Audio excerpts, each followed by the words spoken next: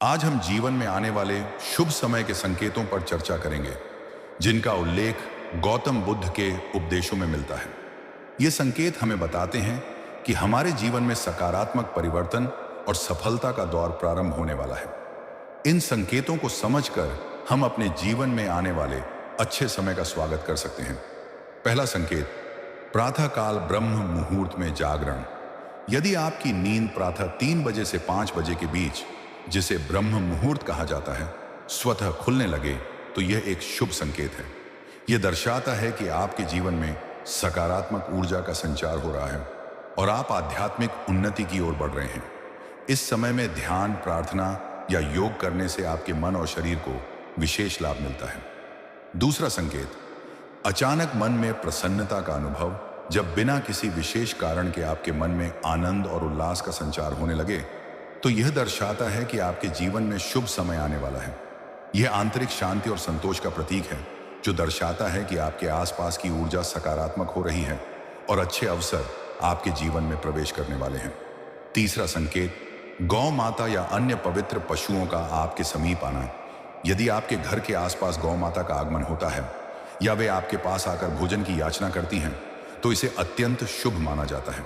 इसी प्रकार यदि पक्षी आपके घर में घोंसला बनाते हैं या उनकी चहचहाहट बढ़ जाती है, तो यह संकेत है कि आपके जीवन में सुख समृद्धि आने वाली है। पवित्र पशु पक्षियों का आपके समीप आना दर्शाता है कि प्रकृति आपके पक्ष में है और शुभ समय निकट है। चौथा संकेत, छोटे बच्चों का आपके प्रति विशेष आकर्षण। यदि छोटे बच्चे या शिशु आपको देखकर मुस्कुराते हैं या आपकी ओर आकर्षित होते हैं, तो यह भी एक शुभ संकेत है। बच्चों में ईश्वर का वास माना जाता है और उनका आपके प्रति स्नेह दर्शाता है कि आपके जीवन में सकारात्मक परिवर्तन और खुशियां आने वाली हैं। पांचवां संकेत, स्वप्न में मंत्रों या पवित्र ध्वनियों का सुनाई देना। यदि आपको स्वप्न में AUM या अन्य पवित्र मंत्रों की ध्वनि सुनाई देती है, तो यह दर्शाता है कि आपके जीवन में आध्यात्मिक उन्नति और शुभ समय का आगमन होने वाला है। ऐसे स्वप्न संकेत देते हैं कि आप ईश्वरीय कृपा के पात्र बन रहे हैं और आपके प्रयास सफल होने वाले हैं। इन संकेतों के माध्यम से गौतम बुद्ध हमें यह समझाते हैं कि जीवन में आने वाले शुभ समय की पूर्व सूचना हमें विभिन्न रूपों में मिलती है। इन संकेतों को पहचान कर और उनके अनुसार अपने जीवन में सकारात्मक परिवर्तन लाकर हम सफलता और समृद्धि की ओर अग्रसर हो सकते हैं। बहुत समय पहले की बात है, एक छोटे से गांव में आनंद नामक युवक रहता था। आनंद मेहनती और ईमानदार था, लेकिन जीवन में उसे सफलता और संतोष नहीं मिल पा रहा था। वह अक्सर चिंतित रहता और सोचता कि उसके जीवन में अच्छा समय कब आएगा। एक दिन आनंद ने सुना कि पास के नगर में भगवान गौतम बुद्ध पधारे हैं और वहां उपदेश दे रहे हैं। उसने निर्णय लिया कि वह बुद्ध से मिलकर अपने प्रश्नों का समाधान खोजेगा। अगले ही दिन वह नगर की ओर चल पड़ा। नगर पहुंचकर आनंद ने बुद्ध के प्रवचन में भाग लिया। प्रवचन के पश्चात उसने बुद्ध के पास जाकर विनम्रता से पूछा, भगवान, मैं अपने जीवन में शुभ समय का इंतजार कर रहा हूं, लेकिन वह आता नहीं दिखता। कृपया मुझे बताएं कि मैं कैसे जानूं कि अच्छा समय आने वाला है। बुद्ध मुस्कुराए और बोले, आनंद, जीवन में शुभ समय के आगमन के कुछ संकेत होते हैं। यदि तुम इन संकेतों को पहचान सको तो समझो कि अच्छा समय निकट है। आनंद ने उत्सुकता से पूछा, भगवान, वे संकेत क्या हैं? बुद्ध ने कहा, पहला संकेत है प्रातःकाल ब्रह्म मुहूर्त में जागरण। यदि तुम्हारी नींद प्रातः 3 से 5 बजे के बीच स्वतः खुलने लगे, तो यह दर्शाता है कि तुम्हारे जीवन में सकारात्मक ऊर्जा का संचार हो रहा है। इस समय में ध्यान और प्रार्थना करने से मन शांत होता है और आत्मा शुद्ध होती है। आनंद ने सिर हिलाते हुए कहा, भगवान, हाल ही में मेरी नींद इसी समय खुलने लगी है, लेकिन मैंने इसे विशेष महत्व नहीं दिया। बुद्ध ने आगे कहा, दूसरा संकेत है बिना किसी कारण के मन में प्रसन्नता का अनुभव होना। यदि तुम्हें अचानक आनंद और उल्लास का अनुभव हो, तो यह दर्शाता है कि तुम्हारे जीवन में सकारात्मक परिवर्तन आने वाले हैं। आनंद ने सोचा और बोला, हाँ भगवान, पिछले कुछ दिनों से मैं बिना किसी कारण के खुश महसूस कर रहा हूं। बुद्ध ने मुस्कुराते हुए कहा, तीसरा संकेत है गौ माता या अन्य पवित्र पशुओं का तुम्हारे समीप आना। यदि वे तुम्हारे पास आकर स्नेह दिखाएं या तुम्हारे घर के आसपास रहने लगें, तो यह शुभ समय का संकेत है। आनंद ने कहा, भगवान, मेरे घर के पास एक गौ माता अक्सर आकर बैठती है। मैंने इसे सामान्य घटना समझा था। बुद्ध ने कहा, चौथा संकेत है छोटे बच्चों का तुम्हारे प्रति विशेष आकर्षण। यदि बच्चे तुम्हें देखकर मुस्कुराते हैं या तुम्हारे पास आना चाहते हैं, तो यह दर्शाता है कि तुम्हारे जीवन में शुभता का आगमन हो रहा है। आनंद ने उत्तर दिया, भगवान, हाल ही में गांव के बच्चे मेरे पास आकर खेलना चाहते हैं और मुझसे बातें करते हैं। बुद्ध ने अंत में कहा, पांचवां संकेत है स्वप्न में पवित्र मंत्रों या ध्वनियों का सुनाई देना। यदि तुम्हें स्वप्न में एयूएम या अन्य पवित्र ध्वनियां सुनाई दें, तो यह दर्शाता है कि तुम्हारे जीवन में आध्यात्मिक उन्नति हो रही है और शुभ समय निकट है। आनंद ने कहा, भगवान, कुछ रातों पहले मैंने स्वप्न में एयूएम की ध्वनि सुनी थी, लेकिन मैं इसका अर्थ नहीं समझ पाया। बुद्ध ने मुस्कुराते हुए कहा, आनंद, ये सभी संकेत दर्शाते हैं कि तुम्हारे जीवन में शुभ समय का आगमन हो रहा है। इन संकेतों को पहचानो, उनका सम्मान करो और अपने कर्मों को शुद्ध रखो। सकारात्मक ऊर्जा और शुभता तुम्हारे जीवन में स्वतः प्रवाहित होगी। आनंद ने बुद्ध के चरणों में सिर झुकाया और कहा, भगवान, आपकी कृपा से मैं अब इन संकेतों का महत्व समझ गया हूं। मैं अपने जीवन में इनका सम्मान करूंगा और सकारात्मकता के साथ आगे बढ़ूंगा। इस प्रकार आनंद ने बुद्ध के उपदेशों का पालन किया और उसके जीवन में धीरे धीरे सुख, शांति और सफलता का आगमन हुआ। यह कथा हमें सिखाती है कि जीवन में आने वाले शुभ संकेतों को पहचानना और उनका सम्मान करना आवश्यक है, ताकि हम अपने जीवन में सकारात्मक परिवर्तन ला सकें। नमस्कार दोस्तों, आपका स्वागत है हमारे चैनल अकेला व्यक्ति में। गौतम बुद्ध के अनुसार जीवन में अच्छा समय आने के संकेत हमारे भीतर की शांति, जागरूकता और संतुलन से जुड़े होते हैं। उनके उपदेशों में हमें यह समझने की शिक्षा मिलती है कि जब हमारा मन सकारात्मकता, आत्मनियंत्रण और संतोष से भर जाता है, तो यह जीवन में सकारात्मक परिवर्तन का संकेत हो सकता है। यहाँ 5 संकेत दिए जा रहे हैं जो गौतम बुद्ध की शिक्षाओं पर आधारित हैं और यह दर्शाते हैं कि अच्छा समय आने वाला है। भीतर शांति का अनुभव। जब आपके मन में बेचैनी की जगह शांति और स्थिरता आ जाती है, तो यह संकेत है कि अच्छा समय करीब है। बुद्ध ने कहा है कि भीतर की शांति ही सच्चा सुख है। अगर आप जीवन की घटनाओं को सहजता से स्वीकार करने लगे हैं और मन को शांत रखने में सफल हो रहे हैं, तो यह एक शुभ संकेत है। प्रकृति और आसपास की चीजों से जुड़ाव। जब आप प्रकृति, लोगों और अपने आसपास की छोटी छोटी चीजों से सुख का अनुभव करने लगते हैं, तो यह बताता है कि आपके जीवन में संतुलन आ रहा है। यह जुड़ाव हमें अपने अहंकार से मुक्त कर सुख की ओर ले जाता है, जो जीवन में सकारात्मक बदलाव का संकेत है। कृतज्ञता और संतोष का भाव। जब आप अपने पास जो कुछ भी है उसके लिए आभार महसूस करने लगते हैं और अधिक की इच्छा छोड़कर संतुष्ट रहने लगते हैं, तो यह दर्शाता है कि आपका समय बदलने वाला है। संतोष एक महान गुण है और जब हम इसे आत्मसात करते हैं, तो सुख, शांति अपने आप हमारी ओर आती है। नकारात्मकता से दूरी। जब आप अपने जीवन से नकारात्मक विचार, बुरी आदतें और अनुचित संगति छोड़ने लगते हैं, तो यह दिखाता है कि आप सकारात्मक ऊर्जा की ओर बढ़ रहे हैं। बुद्ध कहते हैं कि अच्छा समय तभी आता है जब हम अपने मन और जीवन से नकारात्मकता को दूर करते हैं। अपने कर्मों के प्रति जागरूकता। अच्छा समय आने का एक महत्वपूर्ण संकेत यह है कि आप अपने कर्मों के प्रति जागरूक हो जाते हैं। अपने कार्यों और उनके परिणामों को समझकर आप सही दिशा में प्रयास करते हैं। जब आप यह जानने लगते हैं कि आपके कर्म ही आपके भविष्य का निर्माण करते हैं, तो जीवन में अच्छे परिणाम आने लगते हैं। गौतम बुद्ध के ये संकेत हमें बताते हैं कि अच्छा समय बाहरी घटनाओं से नहीं, बल्कि हमारे आंतरिक बदलावों से आता है। जब हम अपने भीतर सकारात्मकता, संतोष और शांति की भावना को बढ़ावा देते हैं, तो अच्छा समय अपने आप हमारे जीवन में प्रवेश कर लेता है। नमस्कार दोस्तों, आज फिर मैं एक बार आपके लिए गौतम बुद्ध की कहानी लाया हूँ। दोस्तों, आज हम आपको बताएंगे कि अच्छा समय आने पर ऐसे कौन से संकेत हैं जिससे हमें पता चलता है कि हमारा अच्छा समय आ गया है। तो दोस्तों, आप इस कहानी को अंत तक सुनिएगा, इससे आपको पता चलेगा कि अच्छा समय का आता है। तो चलिए दोस्तों, कहानी को शुरू करते हैं। बहुत समय पहले की बात है। गौतम बुद्ध अपने शिष्यों के साथ एक गांव में ठहरे थे। यह गांव संघर्षों, दुखों और समस्याओं से घिरा हुआ था। गांव के लोग अभावों से घबराए हुए थे और हर रोज कठिनाइयों का सामना करते हुए जीवन जी रहे थे। उनकी जिंदगी में सुख शांति नाम की कोई चीज नहीं थी। लोग निरंतर किसी न किसी मुसीबत में उलझे रहते थे।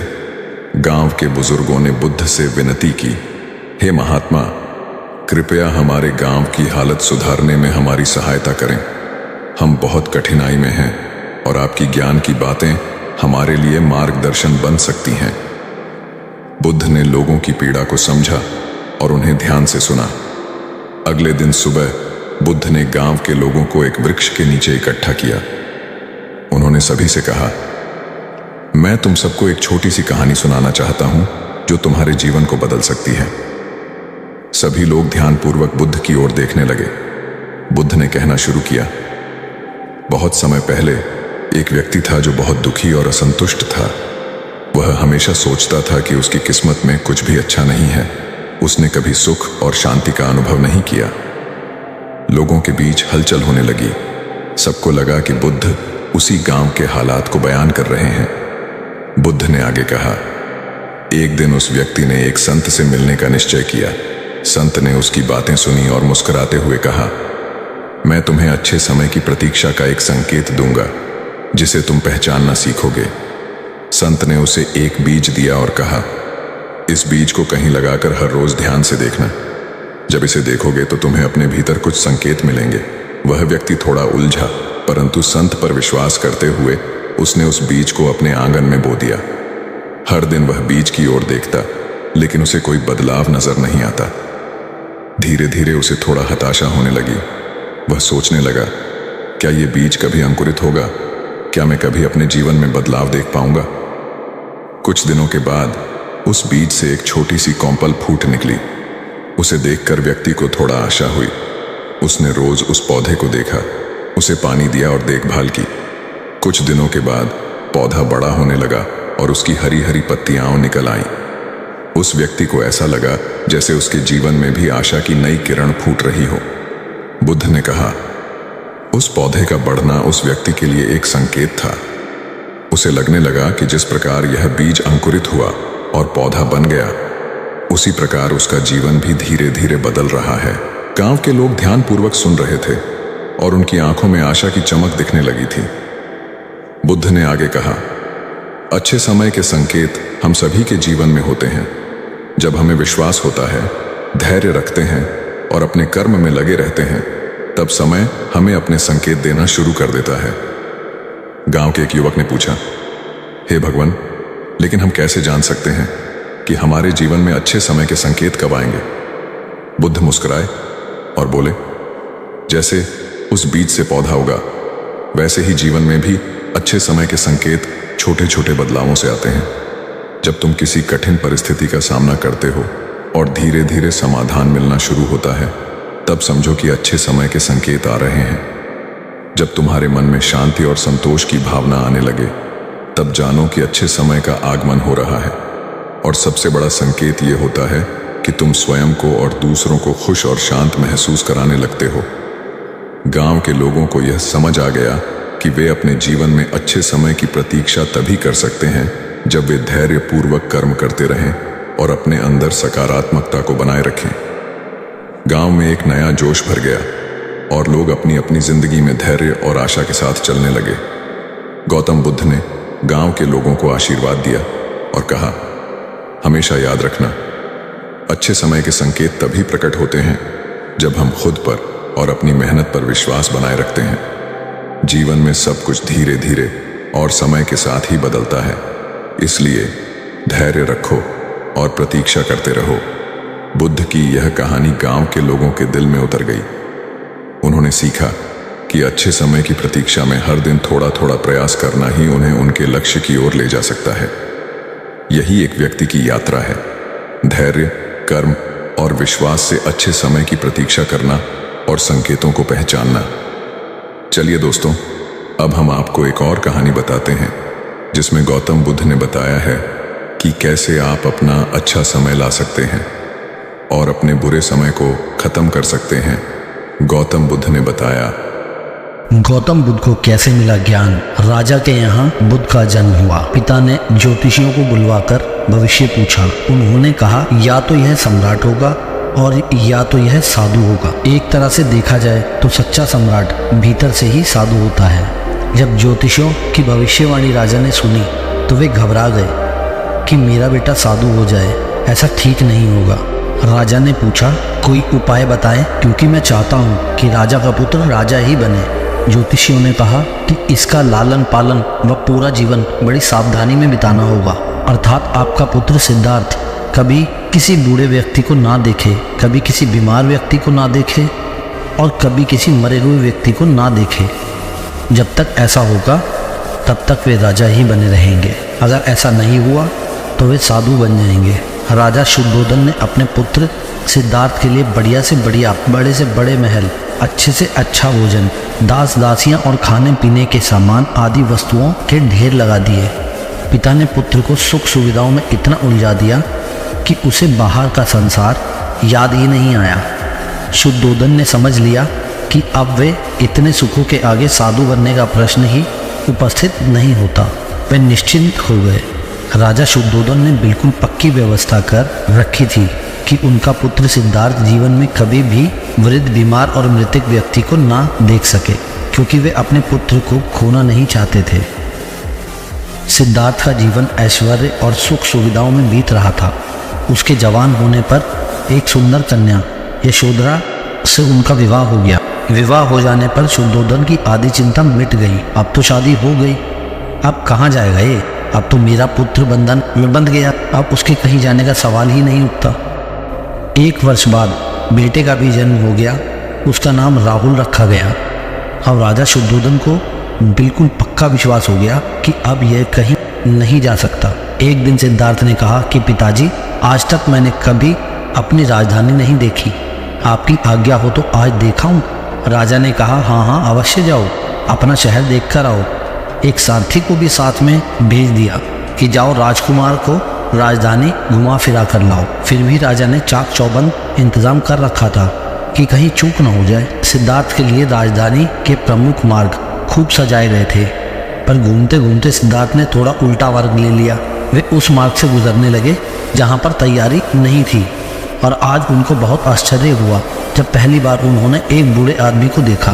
कमर झुकी हुई, पूरी चमड़ी में झुर्रियाँ पड़ी थी। वह परेशानी और दुख से बेहाल था। उसकी चाल बहुत धीमी थी। बूढ़े की झुकी हुई कमर को देखकर सिद्धार्थ को एक झटका लगा और एक सारथी से उन्होंने कहा, क्या एक दिन मैं भी ऐसे बूढ़ा हो जाऊंगा?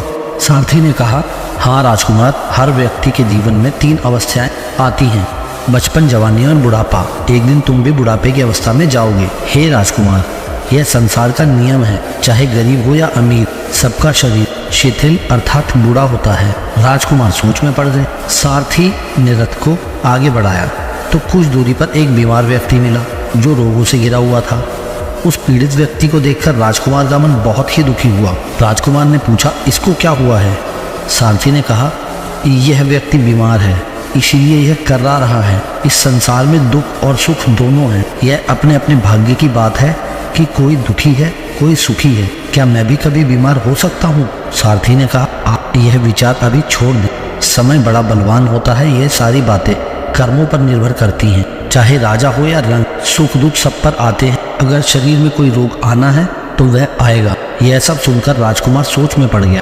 सारथी ने रथ को कुछ और आगे बढ़ाया तो सामने से 4 कंधों पर एक अर्थी को लेकर जाते हुए देखा। राजकुमार ने ऐसा पहली बार देखा। उसने सारथी से पूछा, यह क्या है? यह आदमी मर गया है, यह मुर्दा है।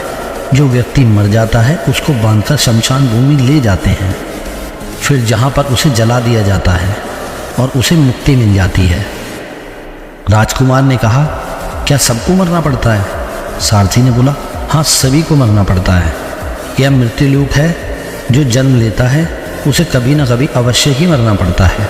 राजकुमार ने बोला, तो इसका मतलब यह हुआ कि ठीक इसी तरह एक दिन मुझे भी मरना होगा, मेरी देह भी मुर्दा होगा और मुझको भी 4 कंधों पर उठाकर ले जाया जाएगा। मुझको भी ऐसी ही रस्सियों से बांधा जाएगा। मेरे भी आगे पीछे घर के सदस्य रोएंगे, तड़पेंगे, और जिस तरह संसार को मैंने इकट्ठा किया है वह सारा का सारा मुझसे छूट जाएगा। इसका मतलब यह हुआ कि एक दिन मैं भी मर जाऊंगा। क्या एक दिन यशोधरा भी मर जाएगी? क्या एक दिन मेरा राहुल भी मर जाएगा? सारथी ने कहा, हाँ राजकुमार, एक दिन मैं भी मरूंगा, आप भी मरेंगे, यशोधरा भी मरेंगी और राहुल भी मरेगा, क्योंकि यह सब मरने के लिए ही पैदा होते हैं। उस रात सिद्धार्थ सो न सके। सोचने लगे कि क्या संसार में इतना दुख है, रोग, बुढ़ापा है, और ऐसे में मैं खा पीकर कैसे जी सकता हूँ। नहीं नहीं, मुझसे ऐसा नहीं होगा। मुझे खोजना होगा उस तत्व को जो दुख, पीड़ा और शोक से रहित है, जो भय, भ्रम और भूल से परे हो, जो अनंत आनंद से भरा हो, जिसे पाकर फिर और कुछ पाने की इच्छा ना हो। सिद्धार्थ वैराग्य की शिखर तक पहुंच चुके थे। बस उसी रात को उन्होंने घर छोड़ दिया। सारथी से कहा कि नगर की सीमा से दूर ले चलो। नगर के बाहर पहुंचकर सारथी को लौटा दिया। फिर कई दिनों तक वन में चलते गए। एक घने पीपल के वृक्ष के नीचे आसन लगाकर ध्यान में लीन हो गए और वो वापस नहीं लौटे। देखा है या सुना है, लेकिन क्या यह सच है? बहुत से लोग समस्याओं के सामने खड़े होकर बस इंतजार करते रहते हैं, आशा करते हैं कि समस्याएं अपने आप हल हो जाएंगी। ये एक सामान्य सोच है कि समस्या से बचने का सबसे अच्छा तरीका है कि हम इंतजार करें और उम्मीद करें कि समस्या खुद ही ठीक हो जाएगी। लेकिन क्या यह सच है? क्या वाकई मुश्किलों का सामना करना और उनसे निपटना इतना आसान है? इस वीडियो में हम बात करेंगे कि समस्याओं के सामने खड़े होकर इंतजार करना सबसे अच्छा विकल्प नहीं है। हम आपको सिखाएंगे कि समस्याओं का सामना करना उन्हें हल करने का सही और प्रभावी तरीका है। इस वीडियो के माध्यम से हम सीखेंगे कि हमारी मेहनत, समर्पण और सही दिशा में कदम बढ़ाने से ही समस्याएं हल हो सकती हैं। पहले की बात है, एक राज्य का राजा बहुत चिंतित था क्योंकि उसकी पत्नी का जन्मदिन नजदीक आ रहा था। यूं तो कहने को वह राजा था, लेकिन फिर भी उनके वैवाहिक जीवन में हजारों प्रकार की समस्याएं थीं। परंतु राजा जन्मदिन पर अपनी पत्नी को एक ऐसा उपहार देना चाहता था कि जिससे उनके जीवन में जो दुख है वह कम से कम उस दिन के लिए दूर चला जाए। वह अपनी पत्नी को खुश करना चाहता था, किंतु आपने देखा होगा कि यह कार्य बहुत ही मुश्किल है, क्योंकि हम आज तक किसी को खुश नहीं कर पाए। हम चाहे लाख कोशिशें ही क्यों न कर लें, लेकिन हम कभी किसी को खुश नहीं कर पाते, क्योंकि यह खुशी हमारे पास नहीं है और न ही सामने वाले के पास है, जो हमारे पास है ही नहीं। वो हम किसी और को कैसे दे सकते हैं? अर्थात अगर आपको किसी दूसरे को खुशी देनी है तो सबसे पहले आपको खुश होना होगा, आपको खुश महसूस करना होगा, अर्थात वह खुशी आपके पास होनी चाहिए, तभी तो आप किसी और को खुश रख सकते हैं। एक दिन राजा ने सभी दरबारियों को दरबार में उपस्थित होने का आदेश दिया और साथ ही सभी मंत्रीगण भी वहां पर उपस्थित थे। तभी राजा ने सभी से सुझाव मांगा कि आखिर वह किस प्रकार अपनी पत्नी को जन्मदिन पर खुश कर सकता है। आखिर वह उन्हें कैसा उपहार दे जिस कारण राजा की पत्नी खुश हो सके। वहां पर उपस्थित सभी लोग अपने मन की बातें राजा से बताते हैं, परंतु राजा को वहां पर उपस्थित किसी भी व्यक्ति का कोई सुझाव पसंद ही नहीं आया। एक दिन संध्या के वक्त राजा अपने रथ से कहीं जा रहा था। तभी रास्ते में उसने एक बहुत ही सुंदर मूर्ति देखी। वह मूर्ति बहुत ही सुंदर और आकर्षक थी। उसे देखकर ऐसा प्रतीत होता था मानो उस मूर्ति में जान हो। उस मूर्ति को देखकर राजा बहुत प्रसन्न हुआ और वह तुरंत ही मूर्तिकार के पास पहुंचा और राजा उस मूर्तिकार से कहता है, तुम तो बहुत बड़े कलाकार हो, तुम्हारी मूर्तियों में चांद नजर आती है। ऐसा प्रतीत होता है कि तुम्हारी मूर्तियां जीवित हैं। हम तुम्हारी इन मूर्तियों को देखकर बहुत प्रसन्न हैं। हम चाहते हैं कि तुम्हारी सारी मूर्तियां हमारे दरबार में शामिल हो। यह सुनकर वह मूर्तिकार बहुत प्रसन्न हुआ, जैसे उसे कोई खजाना मिल गया। लेकिन तभी राजा ने उस मूर्तिकार से एक और बात कही, देखो, मैं चाहता हूं कि तुम मेरे दरबार में शामिल हो जाओ, किंतु उससे पहले तुम्हें हमारे लिए हमारी रानी की ऐसी मूर्ति बनानी होगी जिसे देखकर वह खुश हो जाए और अपने सारे दुख दर्द भूल जाए। और यदि तुम ऐसा न कर सके तो मैं तुम्हारा सर धड़ से अलग कर दूंगा। राजा के मुख से यह सुनकर मूर्तिकार घबरा गया, उसके पसीने छूट गए। वह राजा को मना भी कैसे करे, इसीलिए उसने न चाहते हुए भी राजा को स्वीकृति दे दी। राजा उस मूर्तिकार की बात सुनकर बहुत प्रसन्न हुआ और वो वापस महल लौट गया। लेकिन उधर दूसरी तरफ जो मूर्तिकार अब तक बहुत प्रसन्न था, जो अपने मन से मूर्तियां बनाया करता था, जो हमेशा खुश रहता था, अब वह दुखी हो गया था।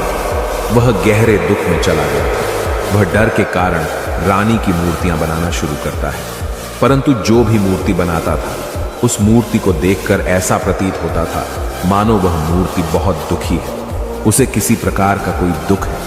एक के बाद एक उसने कई सारी मूर्तियां बना डाली, परंतु कोई भी मूर्ति ऐसी नहीं थी जिसे देखकर कोई भी खुश हो सके, जिसे देखकर यह प्रतीत हो कि मानो उस मूर्ति में जान है और वह मूर्ति देखकर कोई भी अपना दुख भूल जाए। और यह इस कारण हो रहा था क्योंकि मूर्तिकार भीतर से बहुत दुखी था, जो उसकी मूर्तियों के रूप में साफ और स्पष्ट नजर आ रहा था।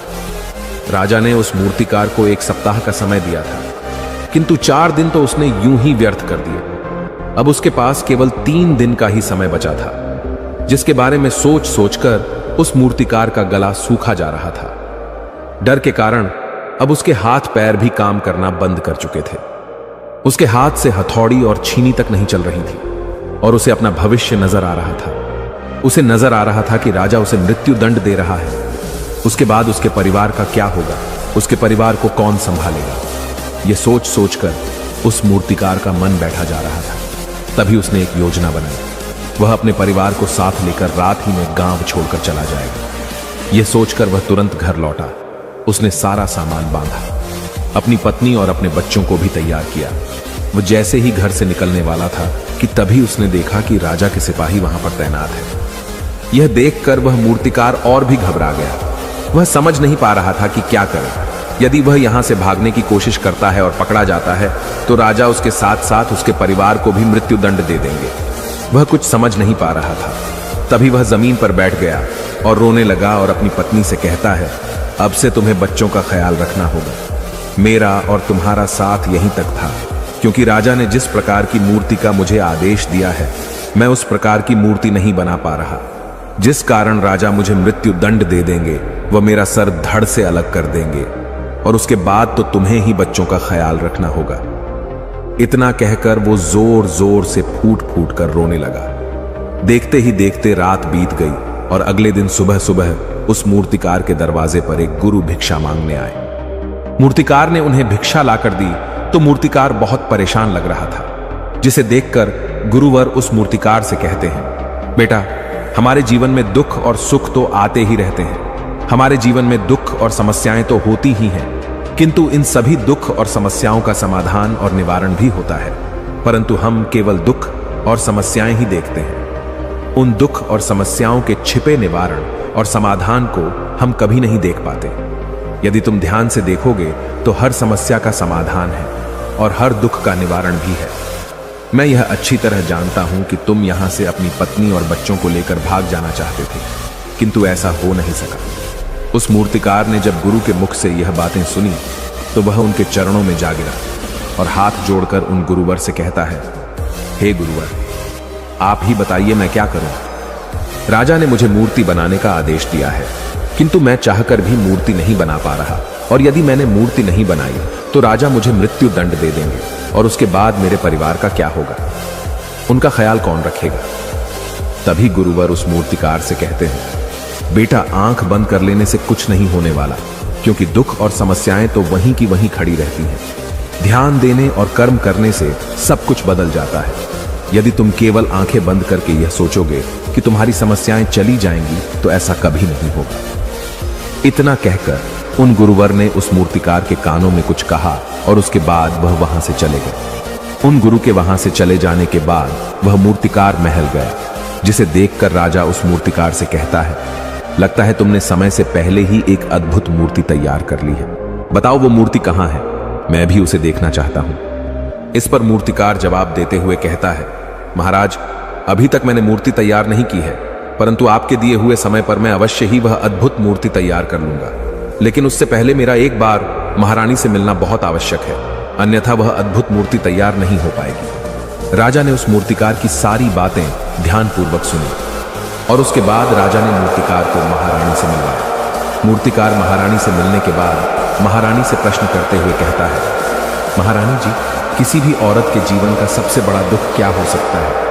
इस पर महारानी जवाब देते हुए उस मूर्तिकार से कहती है, किसी औरत का मानव बन पाना उसका सबसे बड़ा दुख है। तभी वह मूर्तिकार महारानी से एक और प्रश्न करते हुए कहता है, महारानी जी, किसी औरत के जीवन का सबसे बड़ा सुख क्या है। महारानी उस मूर्तिकार के इस प्रश्न का जवाब देते हुए कहती है, किसी भी औरत के जीवन का सबसे बड़ा सुख उसके पति और उसके बच्चों का उसके पास होना है। महारानी के मुख से अपने प्रश्नों का जवाब जानकर मूर्तिकार बहुत प्रसन्न हुआ और उनसे आज्ञा लेकर वह वापस अपने घर लौट आया और अब से वह दिन रात उस मूर्ति पर काम करने लगा। देखते ही देखते पूरे 3 दिन पूरे हो गए। आखिरकार रानी के जन्मदिवस वाले दिन वह मूर्तिकार उस मूर्ति को लेकर राजमहल पहुंचता है। लेकिन अब राजा के मन में यह बेचैनी थी कि पता नहीं उस मूर्तिकार ने आखिर कैसी मूर्ति बनाई होगी, पता नहीं वह मूर्ति महारानी को पसंद आएगी भी या नहीं। इस प्रकार के कई प्रश्न राजा के मन में चल रहे थे। राजा के मन की बेचैनी लगातार बढ़ती ही जा रही थी, लेकिन उधर दूसरी तरफ राजा को उस मूर्तिकार पर पूर्ण विश्वास भी था, क्योंकि राजा ने पहले ही उस मूर्तिकार के हाथों की कला देखी हुई थी। इसलिए एक तरफ उनके मन में यह भी विचार चल रहे थे कि उस मूर्तिकार ने जरूर ही अद्भुत मूर्ति बनाई होगी। वह मूर्ति सफेद कपड़ों से ढकी हुई थी। तभी राजा ने उस मूर्ति की ओर इशारा करते हुए रानी से कहा, यह आपका जन्म दिवस का तोहफा है, इसे कबूल करें। उसके बाद रानी ने अपने हाथों से उस मूर्ति से वह कपड़ा हटाया और उस मूर्ति को देखते ही रानी की आंखों से आंसू बहने लगे और यह देखकर राजा को ऐसा प्रतीत हुआ कि मानो महारानी को यह मूर्ति पसंद नहीं है। इसलिए राजा ने तुरंत ही क्रोधित होकर अपने सिपाहियों को आदेश दिया और उस मूर्तिकार को बंदी बनवा लिया। लेकिन तभी महारानी राजा से कहती है, रुकिए, इस मूर्तिकार ने तो मेरा दुख और सुख एक ही मूर्ति में निकाल दिया है। इस मूर्ति में मेरे पति मेरे साथ है और मेरे हाथ में मेरा बच्चा है। इससे सुंदर मूर्ति मैंने आज तक नहीं देखी। ये बहुत ही लाजवाब है, अद्भुत है। इससे सुंदर तोहफा मेरे लिए और कोई नहीं हो सकता। काश ऐसा मेरे जीवन में वास्तव में हो जाए, मेरे पति भी मेरे साथ हों और मेरे हाथों में मेरा बच्चा हो। महारानी की ये सारी बातें सुनकर और मूर्ति को देखकर राजा को अपनी गलती का एहसास हुआ।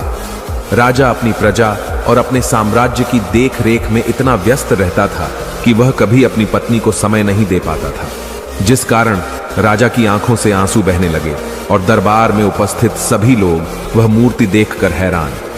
आज तक किसी ने भी ऐसी सुंदर और जीवित मूर्ति नहीं देखी थी, जिसमें सुख और दुख एक साथ नजर आ रहे हों।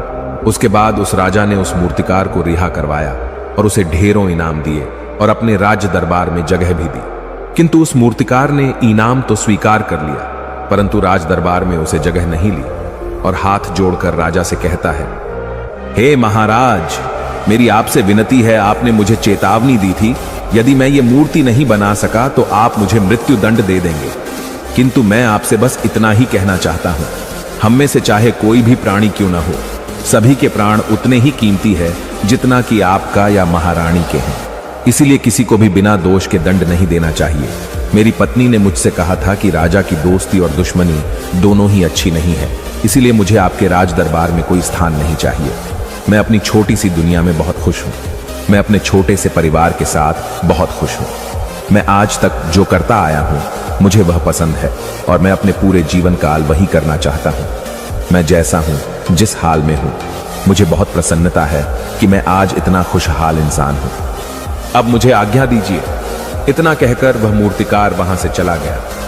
दोस्तों, इसी प्रकार हमारे जीवन में भी बहुत बड़े बड़े संकट और दुख आते जाते हैं, किंतु वास्तव में तो यह दुख और संकट हमें कुछ सिखाने के लिए आते हैं, किंतु हम तो केवल उन दुख और समस्याओं को ही देखते रह जाते हैं। हम उनका निवारण खोजने का तनिक भी प्रयास नहीं करते और जब हम दुख के समय क्रोध करते हैं तो हम वास्तविकता में अपना ही नुकसान कर लेते हैं। जो व्यक्ति समझदार होते हैं वह अपने दुख और परेशानियों से यह सबक सीख ही लेते हैं कि उन्हें विषम परिस्थितियों में शांत रहकर उन दुखों का निवारण करना चाहिए, उन समस्याओं का समाधान करना चाहिए। किंतु हम में से अधिकांश लोग यह नहीं सीख पाते और वे लोग दुख और परेशानियों के समय पर क्रोधित हो ही जाते हैं। वह इस बात को अच्छी तरह जानते हैं कि हमें दुख और समस्या के समय पर शांत रहना चाहिए और उसका समाधान खोजने का प्रयास करना चाहिए, किंतु हम बार बार वही गलती दोहराते रहते हैं। जब भी हमारे सामने कोई विषम परिस्थिति उत्पन्न होती है तो हम बार बार क्रोधित हो जाते हैं और क्रोध में आकर हम अपना ही नुकसान कर लेते हैं, क्योंकि क्रोध में हम कभी भी कोई चीज सीख नहीं सकते। क्रोध में हमारा मस्तिष्क काम करना बंद कर देता है और उसे केवल वह परिस्थिति नजर आती है, वह समय नजर आता है जो उसके खिलाफ है और जो जीवन के दुखों से, इन समस्याओं से कुछ सीख नहीं पाता। ऐसा व्यक्ति पूर्ण रूप से एक दलदल में फंसे हुए इंसान की तरह है, जो परिस्थितियों के दलदल में कुछ इस प्रकार फंस चुका है कि वह वहां से निकल नहीं सकता। फिर वह चाहे कितना भी हाथ पैर क्यों न मार ले, और जितना हाथ पैर मारेगा वह उतना ही उस दलदल में फंसता चला जाएगा। जबकि आपको हाथ पैर न मारकर बल्कि शांत रहकर अपने मस्तिष्क का प्रयोग करना चाहिए और यह सोचना चाहिए कि इस दुख, इस समस्या और इस विषम परिस्थिति का समाधान क्या हो सकता है। किंतु आप तो अपने आप को पहले से ही दलदल में डाल चुके हैं और ऐसी स्थिति में आप बाहर निकलने के बारे में न सोचकर लगातार और हाथ पैर मारकर आप अपने आप को उस दलदल में और भी नीचे डुबाते जा रहे। तो ऐसी परिस्थिति में आप भला उस समस्या, उस परिस्थिति का सामना कैसे करेंगे, वहां से बाहर कैसे निकलेंगे। और वहीं पर जो व्यक्ति थोड़े भी जागृत है, जो दुख और समस्याओं का निवारण और समाधान खोजने में वास्तव में अपना समय लगाते हैं, वह यह जानते हैं कि निवारण और समाधान एक हीरे की तरह है। वह हीरे की खान की तरह है। जिस प्रकार एक हीरे को ढूंढा जाता है, फिर उसे तराशा जाता है, जिसके बाद उस हीरे की कीमत बहुमूल्य हो जाती है, ठीक वैसे ही दुख और समस्या में समाधान और निवारण खोजने की आवश्यकता होती है और वह हमें खोजने भी चाहिए। और जब आपको मिल जाते हैं, तब आपको एक ऐसी संपदा मिलती है, एक ऐसी समझ, एक ऐसा विश्वास, एक ऐसी शक्ति मिलती है कि उसके बाद आपके सामने जब भी कोई समस्या या कोई परेशानी आती है तो आप अकेले नहीं होते, बल्कि आप यह समझ जाते हैं कि वह विषम परिस्थिति आपको कुछ सिखाने आई है और आप उसका डटकर सामना करते हैं। उससे वह सारी चीजें सीखते हैं जो वह आपको सिखाना चाहती है और उसके बाद आप और भी मजबूत होते चले जाते हैं। आपका विश्वास और भी बढ़ता चला जाता है, आप और भी शक्तिवान और बलवान होते चले जाते हैं। इसीलिए महात्मा बुद्ध कहते हैं कि यदि दुख है तो उसका निवारण भी है, यदि समस्या है तो उसका समाधान भी है। इसलिए केवल दुख में उलझे मत रहिए, बल्कि उस दुख का निवारण कीजिए और यही आपको करना चाहिए। केवल हाथ पर हाथ धरे बैठे रहने से या फिर यूं ही समय को व्यर्थ गंवाने से आपको कभी भी उसका निवारण नहीं मिलेगा, बल्कि जितना आप उस दुख और समस्या से अपनी जान छुड़ाकर भागने की कोशिश करेंगे, उतनी ही तीव्रता से आपके पीछे भागेगी। और जैसे जैसे समय बीतता जाएगा, वह दुख और समस्या और भी विकराल रूप ले लेगी और तब उसका सामना करना और भी मुश्किल हो जाएगा। इसलिए यदि कोई दुख और समस्या अभी आपके सामने है तो उसे लड़िए, डटकर सामना कीजिए, उससे सीखिए और निवारण कीजिए। दोस्तों, आपने आज के इस वीडियो से क्या सीखा वह मुझे आप कमेंट में बता सकते हैं। इसी के साथ में उम्मीद है कि आपको आज की वीडियो पसंद आई होगी, तो इस वीडियो को उस इंसान को शेयर करें। दुनिया में अगर सबको पीछे छोड़कर आगे जाना है तो अकेले रहकर अपना काम अच्छाई और खुशी से करते रहे। खुद को सुधार ले। अगर तू काम नहीं करेगा तो तेरा साथ कोई नहीं देगा। ऐसा महात्मा गौतम बुद्ध ने कई सालों पहले अपने शिष्यों से क्यों कहा था? इसके पीछे का कारण क्या है, कहानी क्या है, इसी के बारे में हम आज के इस वीडियो में जानेंगे। स्वार्थी यानी कि स्वयं का अर्थ। जो इंसान स्वयं का अर्थ जानना चाहता है, जो खुद को समझना चाहता है, क्या वो इंसान आपकी नजर में गलत है? हम जब भी किसी को स्वार्थी कहते हैं तो उसका मतलब तो यही होता है कि वो आदमी स्वयं का अर्थ समझना चाहता है। तो फिर वो गलत कैसे हुआ? स्वार्थी शब्द दुनिया की नजर में, समाज की नजर में एक अलग ही नजरिए से समझा जाता है। अक्सर हम अपने आसपास ऐसे बेहद से लोगों को देखते हैं जो स्वभाव से बहुत अच्छे प्रतीत होते हैं, यानी कि सब लोगों की मदद करते हैं, सबसे अच्छा व्यवहार रखते हैं। लेकिन इसके साथ हमने ये भी देखा होगा कि ऐसे लोग जो स्वभाव के अच्छे होते हैं, दूसरों की मदद करते हैं, वो दुखी भी ज्यादा रहते हैं। और जो लोग स्वार्थी होते हैं वो फलते फूलते चले जाते हैं। तो ऐसे में परमात्मा की सत्ता पर उंगली उठाना निश्चित है। लेकिन अगर ये सत्य है तो हमें कौन सा मार्ग अपनाना चाहिए? क्या हम भी दूसरों के जैसे बन जाएं? पता नहीं आप में से कितने लोग ये मानते हैं कि अच्छे लोग जीवन में बहुत दुखी रहते हैं, लेकिन इसके पीछे का सत्य क्या है? अगर हम इसके पीछे का सत्य नहीं जानेंगे, नहीं पहचानेंगे, तो कहीं ना कहीं हमारा अवचेतन मन भी बुराई की तरफ झुक जाएगा। इसीलिए अपने मन में ऐसे विचार पनपने से पहले इस बात की पूरी सच्चाई, पूरा निष्कर्ष निकाल लें, ताकि भविष्य में आपको अपने अच्छे होने पे पश्चाताप ना हो, दुख ना हो। आज की जो बौद्ध कहानी मैं आपको सुनाने वाला हूं, उसमें आपको 5 ऐसे तरीके पता चलेंगे जिसके माध्यम से अगर आप कर्म करते हैं तो आप अच्छे कर्म भी कर पाएंगे और दुखी भी नहीं होंगे। एक गांव में आनंद नाम का एक युवक रहता था। उसका भरा पूरा परिवार था। उसके 2 बच्चे थे, उसकी पत्नी थी, लेकिन उसके माता पिता इस दुनिया से चल बसे थे। इसीलिए पूरे परिवार की जिम्मेदारी उसी के कंधों पर थी। बच्चे अपनी पढ़ाई करते थे और उसकी पत्नी अपने घर गृहस्थी के कामों के साथ गाय, भैंस, बकरी इत्यादि का दूध बेचकर अपना घर चलाती थी और आनंद पहाड़ में पत्थर तोड़ने का काम करता था। बहुत ही मेहनत भरा काम था। पूरे दिन काम करता तो रात को थक कर घर पर वापस लौटता। लेकिन इतनी मेहनत करने के बाद भी अगर आनंद को गांव का कोई भी आदमी मदद के लिए बुलाता तो आनंद कभी भी मना नहीं करता था। उसके जीवन का एक ही सिद्धांत था, अगर मैं दूसरों की मदद करूंगा तो परमात्मा मेरा साथ देंगे, परमात्मा मेरे साथ कुछ बुरा नहीं होने देंगे। आनंद अपने इस सिद्धांत का पालन बहुत ही कड़ाई के साथ करता था। वह इस सिद्धांत पर इतना विश्वास करता था कि अगर कोई बाहर का आदमी उससे मदद मांग ले तो वो अपने घर का काम भी अधूरा छोड़कर उस आदमी की मदद करने के लिए पहुंच जाता था, जिसकी वजह से उसकी पत्नी बहुत परेशान रहती थी। वो अक्सर आनंद को समझाने की कोशिश करती थी कि सबसे पहले अपना काम, अपने परिवार को देखो। 2 बच्चे हैं हमारे और फिर भी तुम दूसरों के काम करने में लगे रहते हो। अरे अपने घर को तो संभालो। अपना घर संभाल नहीं रहा, दूसरों की मदद करने चले हैं। और जब ऐसी ऐसी बातें आनंद के कानों में पड़ती तो उसके हृदय में कांटा चुभने लगता था और उन दोनों में लड़ाई झगड़ा शुरू हो जाता था। अक्सर उनके लड़ाई झगड़े का यही सबसे बड़ा कारण होता था। लेकिन ना तो आनंद अपने आप को बदल पाया और ना ही उसकी पत्नी ने उसको समझाना कभी बंद किया। इसी वजह से आए दिन उनके घर में क्लेश होता रहता था। जहां तक उस गांव वालों की बात थी तो वो आनंद के स्वभाव को जानते थे और वो जानबूझकर जो काम आसान भी होता था, जो उनके सामर्थ्य में भी होता था, उस काम के लिए भी वो आनंद को बुलाते थे ताकि उन्हें कम मेहनत करनी पड़े। कहने का अर्थ ये है कि गांव वाले आनंद की इस शिष्टाचार का फायदा उठाते थे, लाभ उठाते थे और सब पीछे से उसका मजाक उड़ाते थे, उसे बेवकूफ कहते थे। ऐसे ही समय भी तरह और एक दिन आनंद की पत्नी बहुत ज्यादा बीमार पड़ गई। आनंद से जो कुछ भी सेवा हो सकती थी उसने वो सब अपनी पत्नी के लिए किया। उसने गांव के वैद्य को बुलाकर अपनी पत्नी की जांच करवाई, लेकिन ये रोग उस वैद्य की पकड़ के बाहर था। इसीलिए उस वैद्य ने कहा कि तुम अपनी पत्नी को नगर में जाकर किसी बड़े वैद्य को दिखाओ तो तुम्हारी पत्नी की जान बच सकती है। जल्द से जल्द नगर पहुंचने की व्यवस्था करो, नहीं तो तुम्हारी पत्नी के प्राण संकट में हो जाएंगे। ये सुनकर आनंद के पैरों तले जमीन फिसल गई। उसने ये नहीं सोचा था कि उसकी पत्नी के प्राण संकट में है। वो सोच रहा था कि कोई साधारण सा रोग होगा जिसका इलाज हो जाएगा। लेकिन जब उसने वैद्य की यही बात सुनी तो वो घबरा गया।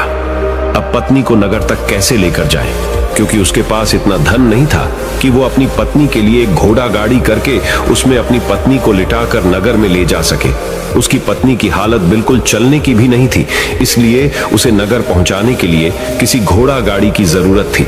संयोग से उसके पड़ोसी धन्मू के पास एक घोड़ा गाड़ी थी। वो अक्सर व्यापार के लिए अपनी घोड़ा गाड़ी नगर में लेकर जाया करता था। इसीलिए आनंद के मन में विचार आया कि मैं धन्मू की घोड़ा गाड़ी ले सकता हूँ। मैं धन्मू की इतनी मदद करता हूँ, कभी उसके काम को नहीं टालता, तो वो तो मेरे काम को कभी मना ही नहीं कर सकता। और यही सोचकर वो घोड़ा गाड़ी लेने के लिए धन्मू के पास पहुंच जाता है। लेकिन धन्मू बहुत ही चालाक इंसान था। वो बिना किराए के अपनी घोड़ा गाड़ी अपने सगे संबंधियों के लिए भी नहीं ले जाता था, तो आनंद की तो दूर की बात रही। जब आनंद ने उससे घोड़ा गाड़ी के बारे में पूछा तो उसने ये कहकर उसका ये काम टाल दिया कि मेरे घोड़े बहुत ज्यादा बीमार हैं, वो शायद बच भी मुश्किल से पाएंगे। 5 दिनों से वो कुछ नहीं खा रहे। तो ऐसे में बेचारा घोड़ा गाड़ी लेकर कहा, नगर तक पहुंच पाएगा। हाँ, अगर तुम कुछ धन की व्यवस्था कर सकते हो तो मैं अपने एक मित्र की घोड़ा गाड़ी तुम्हारे लिए मंगवा सकता हूं। यह सुनकर आनंद परेशान और चिंतित हो गया, क्योंकि उसके पास धन तो था ही नहीं। इसका मतलब उसकी पत्नी बड़े नगर में वैद्य के पास इलाज के लिए पहुंच ही नहीं पाएगी। उलझन भरे हुए विचार लिए हुए जब आनंद वापस आ रहा तो उसने एक दिल दहलाने देने वाला दृश्य देखा। उसने देखा कि धन्मू के घोड़े, जो धन्मू के अनुसार बीमार थे और कुछ खा भी नहीं रहे थे, वहीं घोड़े गांव का ही एक युवक उसकी बाट से खोलकर बाहर ला रहा था और गाड़ी में उसको जोत रहा था। ये देखकर पहले तो आनंद को कुछ समझ में नहीं आया। उसके बाद जब आनंद ने उस युवक से पूछा तो उसने बताया कि धन्मू ने ये घोड़ा गाड़ी उसे किराए पर दी है। ये सुनकर आनंद का दिल टूट गया। उसने कभी सपने में भी नहीं सोचा था कि उसका सबसे अच्छा मित्र धन्मू उसके साथ ऐसा कर सकता है। हालांकि ये इस बात पर दुखी होने का वक्त नहीं था। इसीलिए आनंद वहां से जल्दी से लौट जाता है और गांव के ही एक सेठ के पास जाकर कुछ धन उधार लेकर धन्नू को दे देता है। धनु अपने मित्र की घोड़ा गाड़ी मंगवा देता है, जिसके बाद वो अपनी पत्नी को वैद्य के पास नगर में ले जाता है। जब उसकी पत्नी का इलाज चल रहा था तो आनंद यही सोच रहा था कि एक वो दिन था जब धन्नू की बेटी बीमार हो गई थी और धन्नू यहाँ पर नहीं था, तो मैं पूरी रात वैद्य जी के पास उसके लिए बैठा रहा था, उसकी देख रेख की थी, उसकी सेवा की थी। इतने दिनों तक धन्नू नहीं आया था, तब मैं ही उसके परिवार की देख रेख किया करता था। हाय कैसा दुर्भाग्य है ये, जिसके लिए मैंने इतना कुछ किया। उसने एक घोड़ा गाड़ी देने से मुझे मना कर दिया, और वो भी तब जब मेरी पत्नी जिंदगी और मौत के साथ खेल रही थी। कुछ देर बाद वैद्य बाहर आकर आनंद को एक बहुत बुरी खबर देता है। वो आनंद को बताता है कि उसकी पत्नी को कर्क रोग हो चुका है और इसका कोई भी इलाज नहीं है, उसके पास कुछ समय ही शेष बचा है। ये सुनकर आनंद दुखी होकर वहीं जमीन पर बैठ गया। उसकी पूरी दुनिया उजड़ने वाली थी और उसे कोई रास्ता नजर नहीं आ रहा था। कुछ समय बाद उसकी पत्नी चल बसी और अब दोनों बच्चों की जिम्मेदारी उसके कंधों पर आ गई थी। लेकिन यहाँ पर आनंद के सारे सिद्धांत टूट चुके थे, उसके सारे भरम खत्म हो चुके थे। अब उसके दिमाग में एक ही बात थी कि अच्छा, कर्म करने से परमात्मा साथ नहीं देता, बल्कि जो बुरे लोग हैं वो लोग फलते फूलते हैं, और इस बात का मैं सबसे बड़ा गवाह हूं। ये विचार अक्सर उसके दिमाग में चलते रहते थे और इसी वजह से उसका मन धीरे धीरे संन्यस्त हो गया, देश दुनिया से दूर हट गया। और एक दिन ऐसा भी आया जब वो अपने बच्चों को अपने रिश्तेदारों के पास छोड़कर इस देश दुनिया को त्याग कर एक सन्यासी बने के लिए घर से निकल पड़ा। उसने गांव में किसी को कुछ नहीं बताया, किसी को नहीं पता था कि आनंद अचानक कहां गायब हो गया। सन्यास की दीक्षा लेने के लिए वो एक बौद्ध भिक्षु के पास पहुंचता है। बौद्ध भिक्षु उस समय ध्यान में बैठे हुए थे। ध्यान से बाहर आने के बाद वो बड़े ध्यान से आनंद के चेहरे को देखते हैं और उससे सन्यासी बनने का कारण पूछते हैं। इस पर आनंद उन्हें अपनी पूरी आप बीती सुना देता है और कहता है कि हे महात्मा, इस दुनिया से मुझे कुछ भी हासिल नहीं हुआ। मेरा मन इस दुनिया से विरक्त हो चुका है। जब अपने दोस्तों ने ही मेरा साथ नहीं दिया तो इस दुनिया में रहने का क्या मतलब, और इसी वजह से मैं सन्यासी बनना चाहता हूँ। ये सुनने के बाद बौद्ध भिक्षु ने उपदेश देना शुरू किया। उन्होंने कहा कि याद रखना बेटा, जीवन से विरक्त होकर सन्यासी बनना तुम्हें परम सुख तक कभी नहीं पहुंचा सकता, परमानंद तक कभी नहीं पहुंचा सकता। तुम दुनिया से अपने मन पर एक बोझ लेकर विरक्त हुए हो। तुम दुनिया से परमात्मा की खोज करने के लिए विरक्त नहीं हुए हो। इस भ्रम में कभी मत रहना। तुम संसार से विरक्त हुए हो क्योंकि संसार ने तुम्हें धोखा दिया, ऐसा तुम्हें लगता है। इसीलिए तुम परमात्मा पे कभी विश्वास नहीं कर पाओगे और ना ही उन पर अपनी पूर्ण आस्था बना पाओगे। इसीलिए सन्यासी होने का भी तुम पूरा लाभ कभी नहीं उठा पाओगे। सन्यासी होने का लाभ तब मिलता है जब हमारी प्रभु में, परमेश्वर में, परमात्मा में पूर्ण आस्था बन जाती है। मैं तुमसे पूछता हूं, या तुम्हारी आस्था परमात्मा में है? यह सुनकर आनंद कहता है कि हे महात्मा, मैं तो दुनिया देखकर आया हूं कि जो बुरे कर्म करता है वो फलता फूलता है, और जो अच्छा काम करता है उसे कुछ भी नहीं देता। परमात्मा उसे दुख ही दुख देता है। इसीलिए मैं परमात्मा पर अपनी पूर्ण आस्था कैसे बना सकता हूं? यह सुनकर उस बौद्ध भिक्षु ने कहा कि यही तो मैं तुम्हें समझाना चाहता हूं कि तुम पूरी ऊर्जा अपनी सन्यासी जीवन में लगाओ और उसके बाद भी तुम्हें फल प्राप्त ना हो तो तुम्हें कैसा लगेगा। इसीलिए किसी की भी मदद करने के लिए मैं 5 सिद्धांत तुम्हें बताता हूं। ये 5 सिद्धांत समझकर संसार में वापस लौट जाओ और संसार में एक ग्रस्त जीवन जियो। उसके बाद ही सन्यासी जीवन का उदय होता है। जब हम अपने ग्रस्त जीवन को पूर्ण रूप से समझ लेते हैं और अपनी जिम्मेदारियों का निर्वाह कर देते हैं। ये कहकर बौद्ध भिक्षु ने कहना शुरू किया कि जब भी तुम किसी की सहायता करते हो, किसी की मदद करते हो, तो उसमें सबसे पहली बात, सबसे पहला सिद्धांत जो ध्यान में रखने का होता है वो होता है कि किसी की मदद करते वक्त, किसी की सहायता करते वक्त कभी भी उससे उम्मीद मत रखना। ये मत सोचना कि आज मैंने इसकी सहायता कर दी, मदद कर दी, तो कल बदले में ये भी मेरी सहायता करेगा, मेरी मदद करेगा। अगर तुम ऐसा सोचोगे तो तुम्हें जीवन में दुखों का सामना करना ही पड़ेगा, क्योंकि एक नहीं तो दूसरा, या दूसरा नहीं तो तीसरा, कोई ना कोई तुम्हारी उम्मीद जरूर तोड़ेगा। और वास्तविकता में वो मदद या वो सहायता नहीं होती, वो हमारे लालच का ही एक रूप होता है।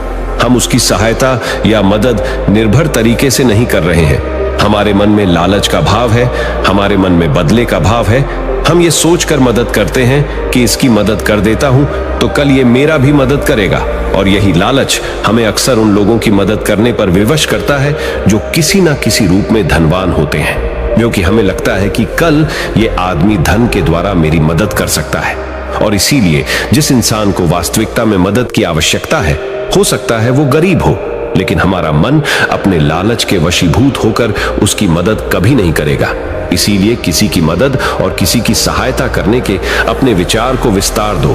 केवल एक प्रकार के वर्ग के लिए अपनी सहायता या अपनी मदद पेश मत करना, उन सब के लिए समान होनी चाहिए। जरा सोचो, एक तरफ तुम्हारा मित्र हो जिसके पास धन है, संपदा है, और दूसरी तरफ कोई गरीब औरत हो जो भूखी बैठी हुई है। तुम्हारा दोस्त तुमसे कहता है कि यार आज तो खाने के लिए अच्छे अच्छे पकवान मंगवा लो बाजार से, और दूसरी तरफ वो औरत तुमसे 2 सूखी रोटी मांग रही है, तो तुम किसकी मदद करोगे? कौन मदद का हकदार सबसे पहले है? सबसे पहले हमारा कर्तव्य बनता है कि उस औरत की भूख मिटाए, लेकिन अक्सर इंसान ऐसे नहीं सोचता। वो अपने दोस्त को तो खिला देगा, उसको तो बाजार से बहुत महंगी वस्तु मंगा के दे देगा, लेकिन किसी गरीब को उसकी भूख मिटाने के लिए पैसा या धन नहीं देगा। दूसरी बात जो ख्याल में रखने की है वो ये कि सहायता करते वक्त हमारा लालच कभी भी उसके साथ नहीं जुड़ना चाहिए। अक्सर हम जब किसी की मदद करते हैं तो हमारा लालच और हमारा स्वार्थ उसके साथ जुड़ा होता है, और हम अपनी भविष्य की योजना तैयार करके उस आदमी की मदद करते हैं। हम ये सोचते हैं कि अगर मैं इसका ये काम करेगा तो भविष्य में ये आदमी मेरा वो काम पूरा कर देगा, और वो सहायता, वो मदद बिल्कुल भी परमात्मा के द्वार को नहीं खटखटाती, क्योंकि वो लालच है। आप अपने आप को धोखा देने के लिए अपने लालच को एक सहायता, एक मदद का रूप दे रहे हैं। तीसरी बात जो ख्याल रखने की है वो ये कि अपने सामर्थ्य के हिसाब से दूसरे की मदद करो। कभी भी एक ग्रस्त आदमी को किसी की इतनी सहायता नहीं करनी चाहिए जिससे कि उसका परिवार और उसके बच्चे कष्ट में जीवन बिताएं। सबसे पहला फर्ज हमारा होता है अपने परिवार को सुखी रखना, उनकी जरूरतें पूरी करना, और उसके बाद दूसरों की मदद करना आता है। लेकिन कुछ लोग दूसरों की मदद पहले करते हैं और अपने परिवार को मदद कम देते हैं, जिससे कि परिवार में लड़ाई झगड़े आए दिन पनपते रहते हैं, और ये सब हम समाज में देखते रहते हैं अपने आसपास। अगली बात जो ख्याल में रखने की होती है वो ये कि अपना कर्म, अपनी जिम्मेदारियां पहले निभानी होती है। हम अपना कर्म, अपना काम छोड़कर पहले दूसरों की मदद करने के लिए चले जाते हैं, और जब दूसरा बदले में हमारी मदद नहीं करता तो हमारा दिल दुखी हो जाता है। हम सोचते हैं कि मैंने तो अपना काम छोड़कर उस आदमी की मदद की थी और वो आदमी मेरी मदद ही नहीं कर रहा है। इसीलिए अपना कर्म सर्वोपरि, अपना कर्म सबसे ऊपर, क्योंकि वही काम करने के लिए इस दुनिया में हमारा जन्म हुआ है। और सबसे आखिर में जो बात समझने की है वो ये कि परमात्मा की मर्जी से ही सब कुछ होता है। हमारा कर्तव्य है अपने कर्म को करते जाना। करनी धरनी तो ऊपर वाले के हाथ में है, इसीलिए जो कुछ भी होता है सब ऊपर वाले पे छोड़ दो। अगर तुम्हें कोई धोखा भी देता है तो ये समझ के चलो कि वो सब ऊपर वाले की करनी होती है। आप ये मान के चलो कि मैं करता नहीं हूं, मैं तो एक माध्यम हूं, करवाने वाला तो वो है, उसके सामने किसकी मर्जी चली। जब ये आस्था, ये विश्वास हमारे मन में पनपने लगता है तो हमारी सारी शिकायतें दूर हो जाती हैं, क्योंकि इस दुनिया में जो भी होता है अच्छे के लिए होता है, जो भी हो रहा है अच्छे के लिए हो रहा है, और जो भी होगा अच्छा ही होगा। चाहे हमारी बुद्धि आज वर्तमान में इस सिद्धांत को ना समझ पाए, लेकिन जीवन में कभी ना कभी किसी ना किसी मोड़ पर आपको जरूर ये एहसास होगा कि जो हुआ था वो अच्छे के लिए ही हुआ था। इसीलिए सारी शिकायतें दूर कर दो और बस अपना कर्म करते जाओ। अपने ग्रस्त जीवन को पूर्ण रूप से जिलो, और उसके बाद ही सन्यासी जीवन की नींव होती है। इसके बाद बौद्ध भिक्षु ने आनंद को कहा कि वापस अपने गांव लौट जाओ, अपनी बेटियों को वापस लेकर आओ, उन्हें पालो पोसो, अपने बच्चों को वापस लेकर आओ, दूसरी शादी कर लो, लेकिन बच्चों का पालन पोषण अच्छे तरीके से करो। यह सुनकर आनंद अपने बच्चों के साथ अपने गांव में वापस लौट आता है। गांव में किसी को खबर नहीं थी कि आनंद कहां पर गया हुआ था और वो क्या ज्ञान लेकर वापस लौटा है, लेकिन अगले दिन सुबह सुबह गांव वालों ने आनंद के चेहरे पर एक अलग ही चमक, एक अलग ही आभा पाई। तो इस कहानी से हमें यह सीख मिलती है कि दूसरों के पीछे भागने से अच्छा है अकेले रहकर अपने आप को सुधारो और अपनों का काम बड़े ही खुशी से करो और शांत रहकर अपने आप की दिमाग की मनस्थिति को सुधारो। तो अब हम आपको बताएंगे कि शांत रहने के क्या क्या फायदे हैं। तो चलिए शुरुआत करते हैं। हर तरफ शोर शराबे और भाग दौड़ के बीच खामोशी की अपनी अलग ही खासियत है। आपने कई कविताओं में भी पढ़ा होगा कि मौन रहकर एक दूसरे की बात को समझना सबसे सुंदर संवाद है। लेकिन क्या आप ये जानते हैं कि चुप रहने के अपने शारीरिक और मानसिक फायदे भी हैं? विशेषज्ञ मानते हैं कि मौन यानी शांत रहने से व्यक्ति अधिक दिमागदार और उत्पादक बनने की ओर अग्रसर होता है। इससे उसके मानसिक और शारीरिक स्वास्थ्य दोनों में सुधार हो सकता है। मौन धारण करने का महत्व आज हम जिस युग में जी रहे हैं उसमें टेक्नोलॉजी एक महत्वपूर्ण भूमिका निभाती है। जहां लोग एकांत की खोज में लगे रहते वो खुद को इन्हीं टेक्नोलॉजी को कहीं गुम कर देते हैं।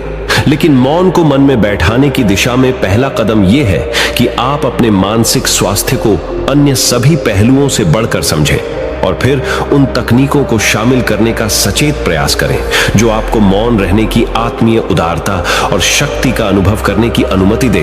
गाड़ियों के बेतहाशा हॉर्न से लेकर आसपास बजने वाले म्यूजिक, ऑन डिमांड शो और लोगों की छटर-पटर से लेकर आपकी बिल्डिंग के ऊपर से उड़ते हुए हवाई जहाज की आवाज तक, हर तरफ एक घना शोर है जिसमें दूसरों की तो क्या, कभी कभी खुद की भी आवाज नहीं सुन पाते। आपके अंतर्मन की आवाज जिसे सुनने से आपके जीवन की आधी परेशानी का समाधान मिल सकता है।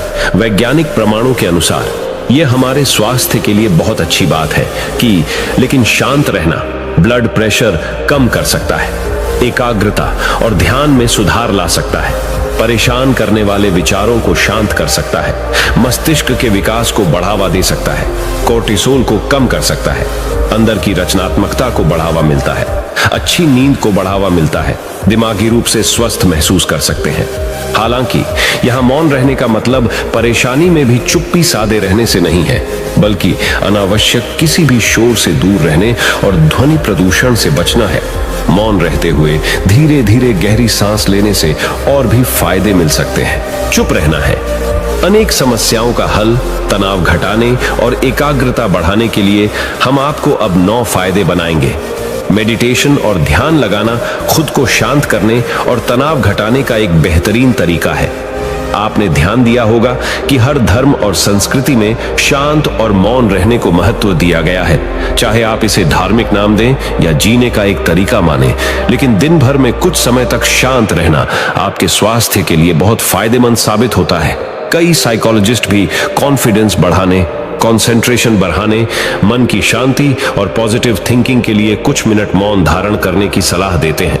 जब हम कुछ समय मौन या चुप रहते हैं तो हमें खुद से बात करने का मौका मिलता है। हम चिंतन मनन करते हैं जिससे हमारा मन शांत होता है, दिमाग रिलैक्स रहता है और हमारा दिमाग नई ऊर्जा और विचारों से भरता है। चलिए आपको बताते हैं चुप या मौन रहने के 9 फायदे। पहला फायदा, दिमाग बेहतर काम करता है।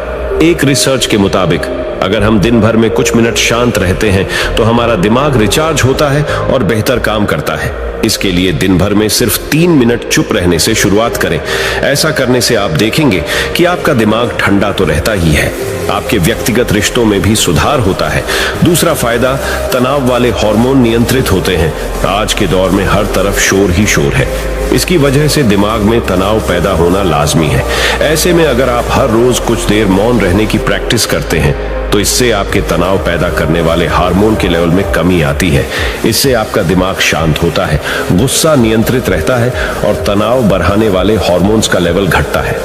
तीसरा फायदा, ब्रेन सेल्स बनती है। अक्सर तनाव, स्ट्रेस, एंजाइटी और लगातार बोलते रहने और शोर शराबे के चलते हमारे दिमाग की कोशिकाएं मरने लगती हैं। ऐसे में कुछ देर मौन रहने से हमारे दिमाग की सेल्स दोबारा बनती है और उनका पुनः निर्माण हमारे दिमाग की शक्ति बढ़ाता है।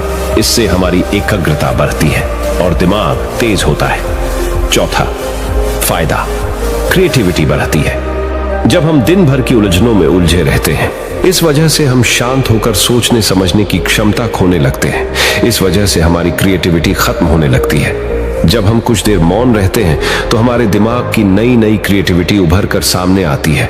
हमें सोचने समझने और सुनने की क्षमता बढ़ती है। और हम कुछ नया कर पाते हैं। 5वां फायदा, परिस्थितियों का सामना बेहतर ढंग से करते हैं।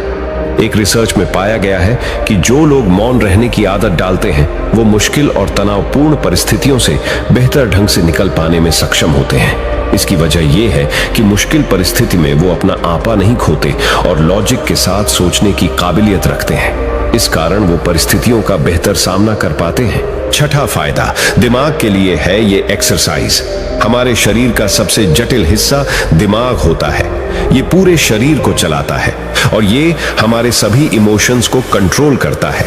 ऐसे में जरूरी है कि हम अपने दिमाग को भी व्यायाम करवाएं। जिस तरह शरीर को मजबूत बनाने के लिए शारीरिक व्यायाम जरूरी है, उसी तरह दिमाग को मजबूत बनाने के लिए उनकी ताकत बढ़ाना जरूरी है।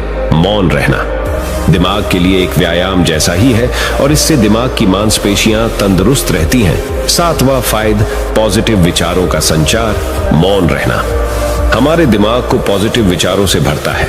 जब हम दिमाग को बाहरी शोर शराबे से दूर करते हुए कुछ समय खुद पर केंद्रित करते हैं तो हम अपने आसपास की अच्छाइयों को बेहतर ढंग से देख और समझ पाते हैं। इसके साथ ही हम अपने आसपास और खुद के भीतर की अच्छाइयों को अप्रिशिएट कर पाते हैं। इसीलिए कुछ समय मौन रहते हुए खुद को समझना, अपने भीतर झांकना और अपने बारे में समझना एक बेहतरीन प्रैक्टिस है। 8वां फायदा, एक अच्छे श्रोता और समीक्षक। चुप रहना और कुछ समय तक खुद को स्थिर रखना आपको एक अच्छा श्रोता और समीक्षक बनाता है। ऐसा इसलिए क्योंकि जब आप चुप रहते हैं तो आप बोलने की बजाय अधिक से अधिक सुनते हैं और उसका विश्लेषण कर पाते हैं। इससे आप पूरे तर्क और वितर्कों को जानने के बाद सही फैसला ले पाते हैं। आप सभी पक्षों को सुनते, समझते और डिसीजन ले पाते हैं। चुप रहना आपके दिमाग को शांत करता है और आपको लॉजिकल समीक्षक बनाता है। 9वां फायदा, कैसे रखें खुद को। कुछ मिनटों के लिए मौन रहने के लिए लोग बहुत तरीकों का सहारा लेते हैं। कुछ भगवान के नाम का जाप करते हैं, कुछ आपके कृत्यों का विश्लेषण करते, वहीं कुछ लोग माइंडफुलनेस प्रैक्टिस अपनाते हैं। चलिए आपको बताते हैं खुद से जोड़ते हुए मौन धारण करने के कुछ आसान तरीके। माइंडफुलनेस एक बेहतरीन मेडिटेशन प्रैक्टिस है जो आपको शांत रखने के साथ ही एंजाइटी और दिमाग को कंट्रोल करने का काम करती है। इसके लिए आप ये स्टेप्स अपना सकते हैं। पहला स्टेप, सबसे पहले आराम की अवस्था में बैठ जाएं और अपनी आंखों को रिलैक्स करते हुए मूंद लें। दूसरा स्टेप, अब अपनी सांसों पर पूरा ध्यान केंद्रित करें। अपनी सांस के उठने और गिरने की गति पर ध्यान दें और अपना दिमाग बाहरी शोर से दूर सिर्फ और सिर्फ अपनी सांसों पर केंद्रित करें। तीसरा स्टेप, अपनी सांसों पर ध्यान देना आपके पूरे शरीर को शांत करता है, दिमाग में रक्त संचार बढ़ाता है और तनाव दूर करने में मददगार होता है। चौथा स्टेप, खुद को शांत करते हुए अपने पूरे शरीर को अंदर ही अंदर स्कैन करना भी फायदेमंद साबित होता है। इससे आपको अपने शरीर के बारे में बेहतर समझ में आता है। इससे आपके दिमाग और शरीर के बीच में बेहतर संबंध स्थापित होता है। हम उम्मीद करते हैं कि ये जानकारी आपके काम आएगी। तो चलिए जानते हैं हमारे शब्दों में कितनी ताकत होती है एक कहानी के माध्यम से। तो चलिए उस कहानी की शुरुआत करते हैं। जो लोग बुद्धिमान हैं वह ये जानते हैं कि शब्द हथियार की तरह होते हैं जिनसे किसी को भी बचाया जा सकता है या किसी को भी मारा जा सकता है। अब आप सोच रहे होंगे कि शब्दों से किसी को मारा कैसे जा सकता है। तो जरा सोचिए, ज्यादातर आत्महत्याओं के पीछे किसका कारण होता है? किसी के पति ने कुछ कहा, किसी के पिता ने कुछ कहा और उन लोगों ने आत्महत्या कर ली। ये आत्महत्या किसके कारण हुई? वो पीड़ित के मन को इतना दुखी कर गए कि उसके मन से वो दुख सहना और ज्यादा बर्दाश्त करना नामुमकिन हो गया और इसी वजह से उन्होंने आत्महत्या कर ली। ऐसे ही आपके शब्द किसी को नया जीवन प्रदान कर सकते हैं। जब कोई आदमी उदास होता है या दुखी होता है तो आपके शब्द उसमें एक नया जोश, एक नया उत्साह भर सकते हैं और एक हारा हुआ आदमी अपने जीवन में एक नई शुरुआत कर सकता है, सिर्फ शब्दों के माध्यम से, हमारी वाणी के माध्यम से। तो अब तक आप ये तो समझ ही गए होंगे कि हमारे शब्द हमारे जीवन को किस तरह निर्धारित करते हैं। शब्दों में कितनी ताकत होती है और किसी से बात करते वक्त हमें कितनी सावधानी से अपने शब्द सुनने चाहिए। आज की जो बौद्ध कहानी मैं आपको सुनाने वाला हूँ उसमें आपको सीधे सीधे तौर पर कुछ ऐसे तरीके पता चलेंगे, कुछ ऐसी परिस्थितियां पता चलेंगी जहां पे आपको हमेशा चुप रहना चाहिए। कुछ परिस्थितियों में अगर आप कुछ नहीं बोलेंगे तो वही आपके लिए सबसे ज्यादा बेहतर होगा। इससे पहले कि आप इस कहानी में खो जाएं, इस चैनल को सब्सक्राइब जरूर कर लें। तो चलिए कहानी शुरू करते हैं। एक बार की बात है, एक युवा लड़का एक बार एक बौद्ध भिक्षु के पास पहुंचा। वो काफी परेशान लग रहा था और उसने बौद्ध भिक्षु से जाकर पूछा कि हे महात्मा, मैं अपने आप से परेशान हूँ, अपने आप से दुखी हूँ।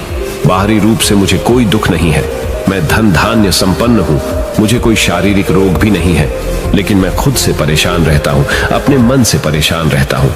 अक्सर मेरी बातों को मेरा कोई भी दोस्त गंभीरता से नहीं लेता है और ना ही मेरे परिवार के लोग मेरी किसी बात को गंभीरता से लेते हैं। मैं जो कुछ भी सलाह देता हूँ, या तो वह उसे मजाक में उड़ा देते हैं या फिर उसे गंभीरता से लेते ही नहीं है। मेरी बातों को कोई गंभीरता से क्यों नहीं लेता है? क्यों मेरी बातों पर कोई अमल नहीं करता? क्यों मेरी बातों में कोई रुचि नहीं दिखाता? क्या कारण है? कृपया मुझे बताने का कष्ट करें और मेरे मन के इस दुख को दूर करें। यह सुनकर बौद्ध भिक्षु ने कहा कि आज सुबह मैं चालित ध्यान करके वापस आ रहा था। रास्ते में कुछ कौवे कांव कांव कर रहे थे और वहीं पर जब मैं चलता हुआ कुछ दूर आया तो मुझे एक मोर की मधुर आवाज सुनाई दी।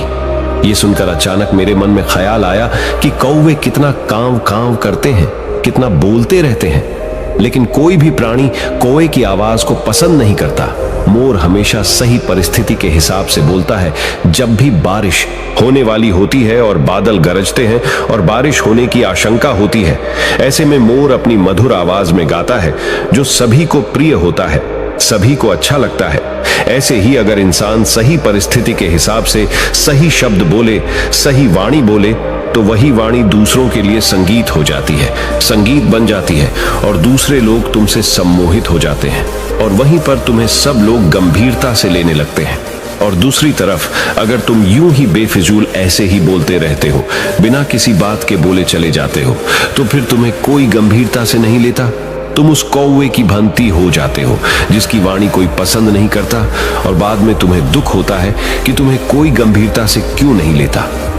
इसीलिए अपने शब्दों को बेहद बुद्धिमानी के साथ इस्तेमाल करना सीखो। अगर तुम नहीं सीखोगे तो समाज में तुम्हें कोई सम्मान या कोई गंभीरता से नहीं लेगा। यह सुनकर वो युवा लड़का बोला कि हे महात्मा, मैं जानता हूं कि मैं ज्यादा बोलने की बीमारी से ग्रस्त हूं, मुझे इतना नहीं बोलना चाहिए, लेकिन मैं अपने आप पे काबू नहीं रख पाता और ना ही मैं इतना बुद्धिमान हूं कि मैं अपने शब्दों को नाप तोल कर बोल सकूं। मैं तो किसी से बात करते वक्त इतना सोचता भी नहीं कि मुझे अपने शब्द किस तरह इस्तेमाल करने हैं। कृपया करके कुछ ऐसी परिस्थितियां बता दीजिए जहां पर मुझे कम बोलना है या फिर बोलना ही नहीं है, हमेशा चुप रहना है। अगर आप मेरा ऐसे मार्गदर्शन कर सकते हैं तो मेरा जीवन आसान हो जाएगा और मुझे ज्यादा दिमाग या अपनी बुद्धि लगाने की भी जरूरत नहीं पड़ेगी। यह सुनकर बौद्ध भिक्षु ने मुस्कुराते हुए कहा कि बेटा, वैसे तो इंसान को हर परिस्थिति में सोच समझकर ही बोलना चाहिए, लेकिन अगर वो हमेशा होश में नहीं रह पाता है, ध्यान में नहीं रह पाता है, तो मैं तुम्हारे दैनिक जीवन की कुछ ऐसी परिस्थितियां बता रहा हूं जहां पर तुम्हें हमेशा चुप रहना है। अगर तुम ऐसी जगहों पर कुछ बोलोगे तो जहां तुम्हारा अपमान ही होगा या फिर तुम्हें कोई गंभीरता से नहीं लेगा। सबसे पहली जगह है, या यूं कहे ऐसी परिस्थिति जहां पर इंसान को हमेशा चुप रहना चाहिए, वो है जब किसी ऐसे विषय के बारे में बातचीत हो रही हो जिसके बारे में आपको कोई जानकारी ही नहीं है। तो ऐसी परिस्थिति में व्यर्थ में बीच में टांग अड़ाना, अपना ज्ञान देना, व्यर्थ का ज्ञान, आपको कुछ पता नहीं है लेकिन फिर भी आप अपना ज्ञान देने के लिए उत्सुक हैं, तो ऐसी जगह पर आपका अपमान ही होगा।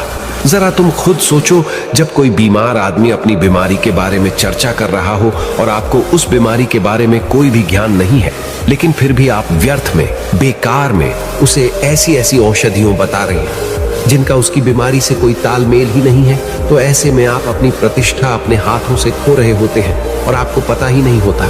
ऐसी परिस्थिति में आदमी को हमेशा सुनना चाहिए। ध्यान से सुनना भी एक कला होती है। अगर आप सुनने का दिखावा करेंगे तो कहीं ना कहीं सामने वाले आदमी को यह एहसास हो जाता है कि ये मेरी बात पूरे ध्यान से नहीं सुन रहा है।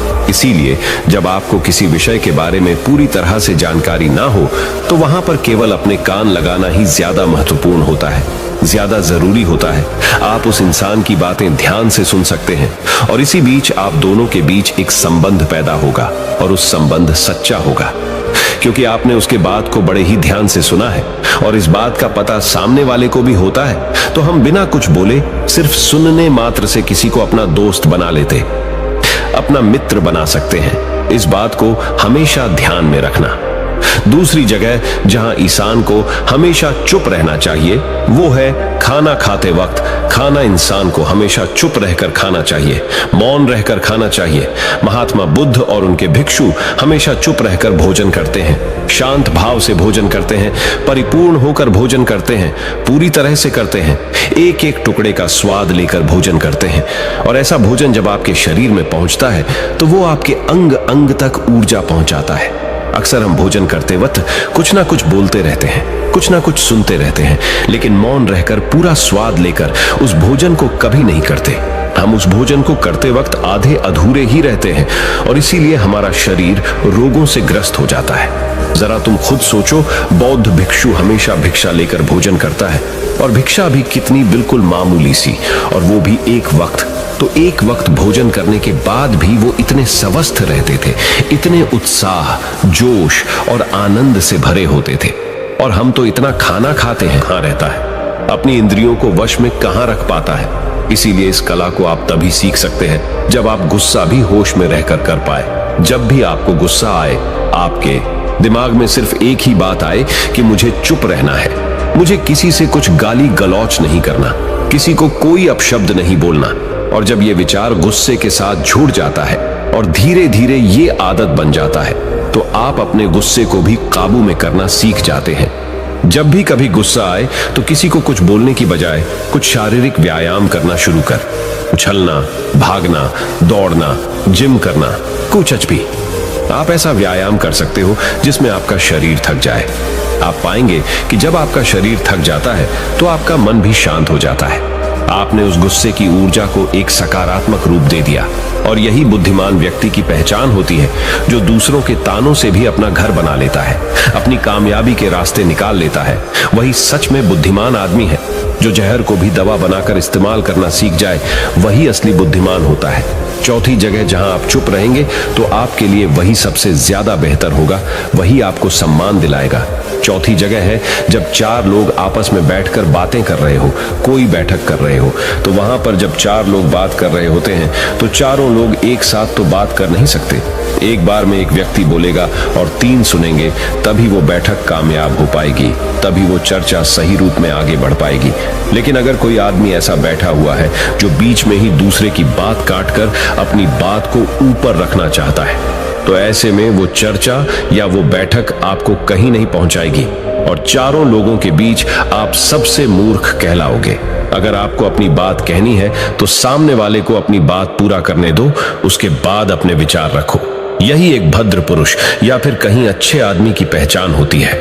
और आखिरी जगह, अगर हमारे माता पिता हमें कुछ कह देते हैं, हमारे बड़े बुजुर्ग हमें किसी बात पर डांट देते हैं या हमें थप्पड़ भी मार देते हैं, तो ऐसी जगहों पे आपका चुप रहना ही उनके प्रति सम्मान दिखाएगा, उनके प्रति आदर का भाव व्यक्त होगा। अगर आप उनके सामने उनका विरोध कर देते हैं, उनका प्रतिरोध कर देते हैं, तो वो गुस्सा तो थोड़ी देर बाद शांत हो जाएगा, लेकिन वो कही गई बात, वो विरोध किया हुआ शब्द या फिर कुछ भी उल्टा सीधा हमेशा आपके मन को सताएगा और आपके माता पिता को हमेशा यही लगेगा कि आज ये हमारी इज्जत नहीं करता, आज ही हमारी बात नहीं मानता, क्योंकि ये कमाने लग गया है, ये बड़ा आदमी बन गया है। ऐसी ऐसी बातें उठेंगी, ऐसे ऐसे तंज कसे जाएंगे।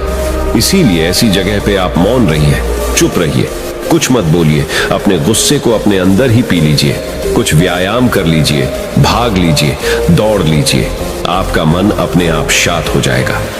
आखिर में बौद्ध भिक्षु ने अपनी बात को खत्म करते हुए कहा कि कम शब्दों में अपनी भावनाओं को उतारना सीखो। शब्द हथियार की तरह होते हैं, बोलो तो होश में बोलो, ध्यान में बोलो।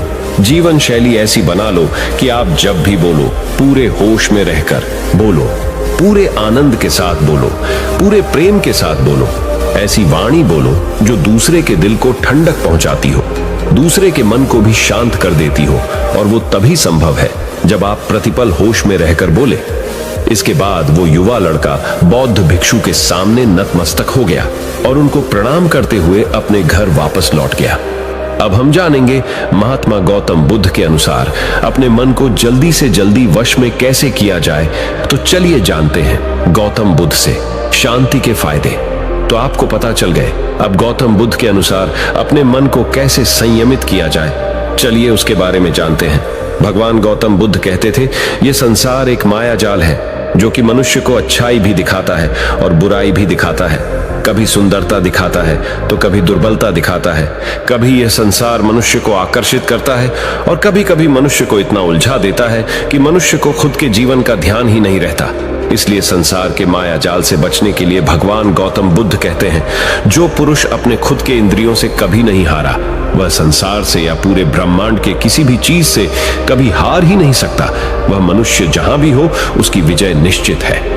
दोस्तों, आपको बता दे कि इंद्रियों का मतलब होता है कान, नाक, त्वचा, जीभ, हाथ। इन 5 शरीर के भागों को मुख्य इंद्रियां कहा जाता है।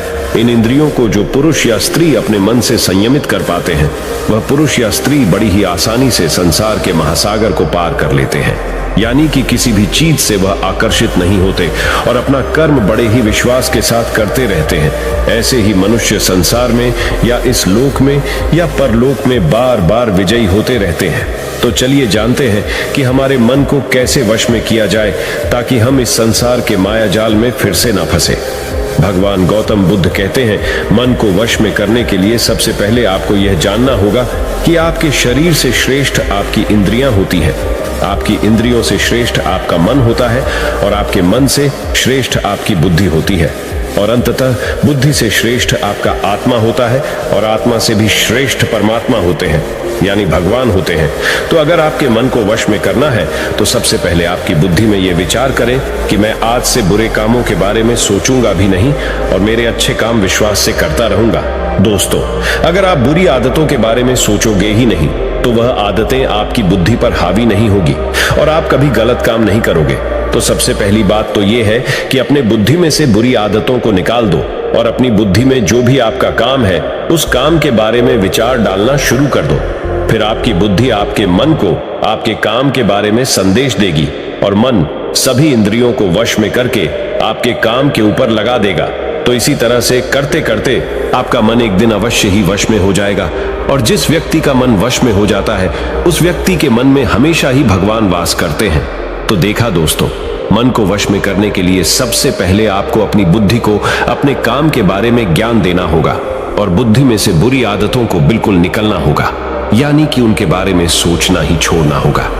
तब जाकर आप अपने मन को वश में अवश्य ही कर पाओगे और जब आप पूर्णतः आप अपने मन को वश में कर लोगे तब आपके लिए सुख दुख, सर्दी गर्मी और मान अपमान सब एक जैसा होगा और आप इस दुनिया के माया से परे हो जाओगे। आपको कोई भी चीज आकर्षित नहीं कर पाएगी, उल्टा आपसे ही लोग आकर्षित होंगे और आप जैसा भी काम करते हैं लोग भी आपको देखकर वैसा ही काम करेंगे और लोगों को आप एक आकर्षित और बुद्धिमान मनुष्य लगोगे। इसलिए हमारे भागवत गीता में भगवान कृष्ण ने यह कहा है कि मन का सारा खेल है, मन के हारे हार है और मन के जीते जीत है। ऐसा ही हमारे भगवान बुद्ध ने और ना जाने कितने सफल लोगों ने कहा है।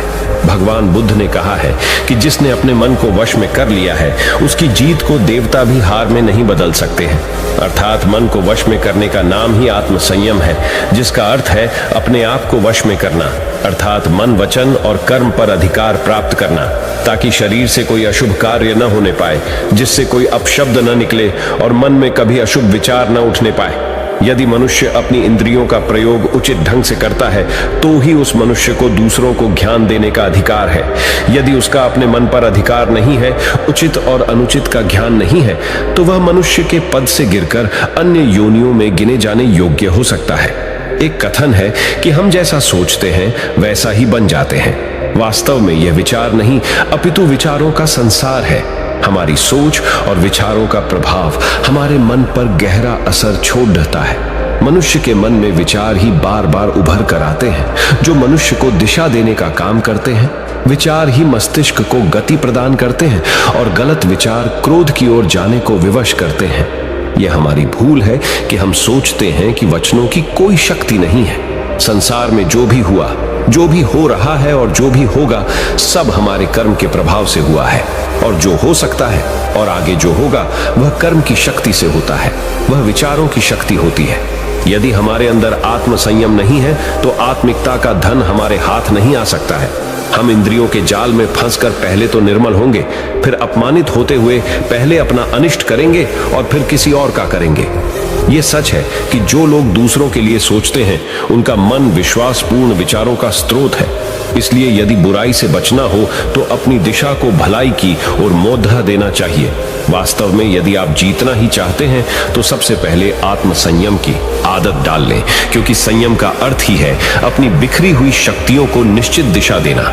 मान लीजिए जिस कार्य को नहीं करना है और जब उसे ही करने के लिए मन आकर्षित करता है तो आप उसे प्रयास पूर्वक रोकने के लिए मन बना लें। उसे ही आत्म संयम कहते हैं। संयम का अर्थ है जब हम आकर्षणों की ओर जाने के लिए हमारा मन सहज रूप से रुक जाए। गांधी जी ने कहा था कि अनुशासन और बलिदान के बिना मुक्ति की आशा नहीं की जा सकती है। लेकिन यह बात भी सच है कि लोग अक्सर गुस्से में विवेक शून्य होकर तुरंत अपने आत्म संयम को गुस्से में खो देते हैं। यह सच है कि समय बीतने के साथ लोगों के आत्म संयम में भारी कमी आई है। इसके गंभीर परिणाम सामने भी आए हैं। इसलिए आत्म संयम की उपयोगिता को किसी भी हाल में कम नहीं आंका जा सकता है। लेकिन यह भी सच है कि शुरुआत में आत्म संयम का मार्ग थोड़ा कठिन लगता है। अर्थात मन को वश में करने का नाम ही आत्म संयम है। मनुष्य को मिली हुई शक्तियों को निश्चित दिशा देना संयम कहलाता है। जीवन में असंभव कुछ भी नहीं है। जब जागो तब सवेरा होता है। अगर आपको यह लगता है कि मेरे जीवन में बहुत से बुरे काम किए हुए हैं और अब इन गलत कामों को सुधारने के लिए कोई भी विकल्प नहीं है, तो आपको गौतम बुद्ध के जीवन की यह कहानी एक बार अवश्य सुननी चाहिए। तो चलिए कहानी को शुरू करते हैं। एक दिन एक किसान बुद्ध के पास आया और बोला, महाराज, मैं एक साधारण किसान हूँ। बीज बोकर हल चलाकर अनाज उत्पन्न करता हूँ और तब उसे ग्रहण करता हूँ, किंतु इससे मेरे मन को तसल्ली नहीं मिलती। मैं कुछ ऐसा करना चाहता हूँ जिससे मेरे खेत में अमृतत्व के फल उत्पन्न हो। आप मुझे मार्गदर्शन दीजिए जिससे मेरे खेत में अमृतत्व के फल उत्पन्न होने लगें। बात सुनकर बुद्ध मुस्कुराकर बोले, भले व्यक्ति, तुम्हें अमृतत्व का फल तो अवश्य मिल सकता है, किंतु इसके लिए तुम्हें खेत में बीज न बोकर अपने मन में बीज बोने होंगे। यह सुनकर किसान हैरानी से बोला, प्रभु, आप यह क्या कह रहे हैं? भला मन के बीज बोकर भी फल प्राप्त हो सकते हैं?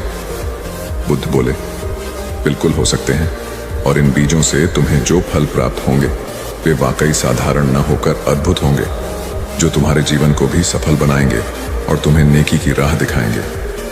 किसान ने कहा, प्रभु, तब तो मुझे अवश्य बताइए कि मैं मन में बीज कैसे बोऊं?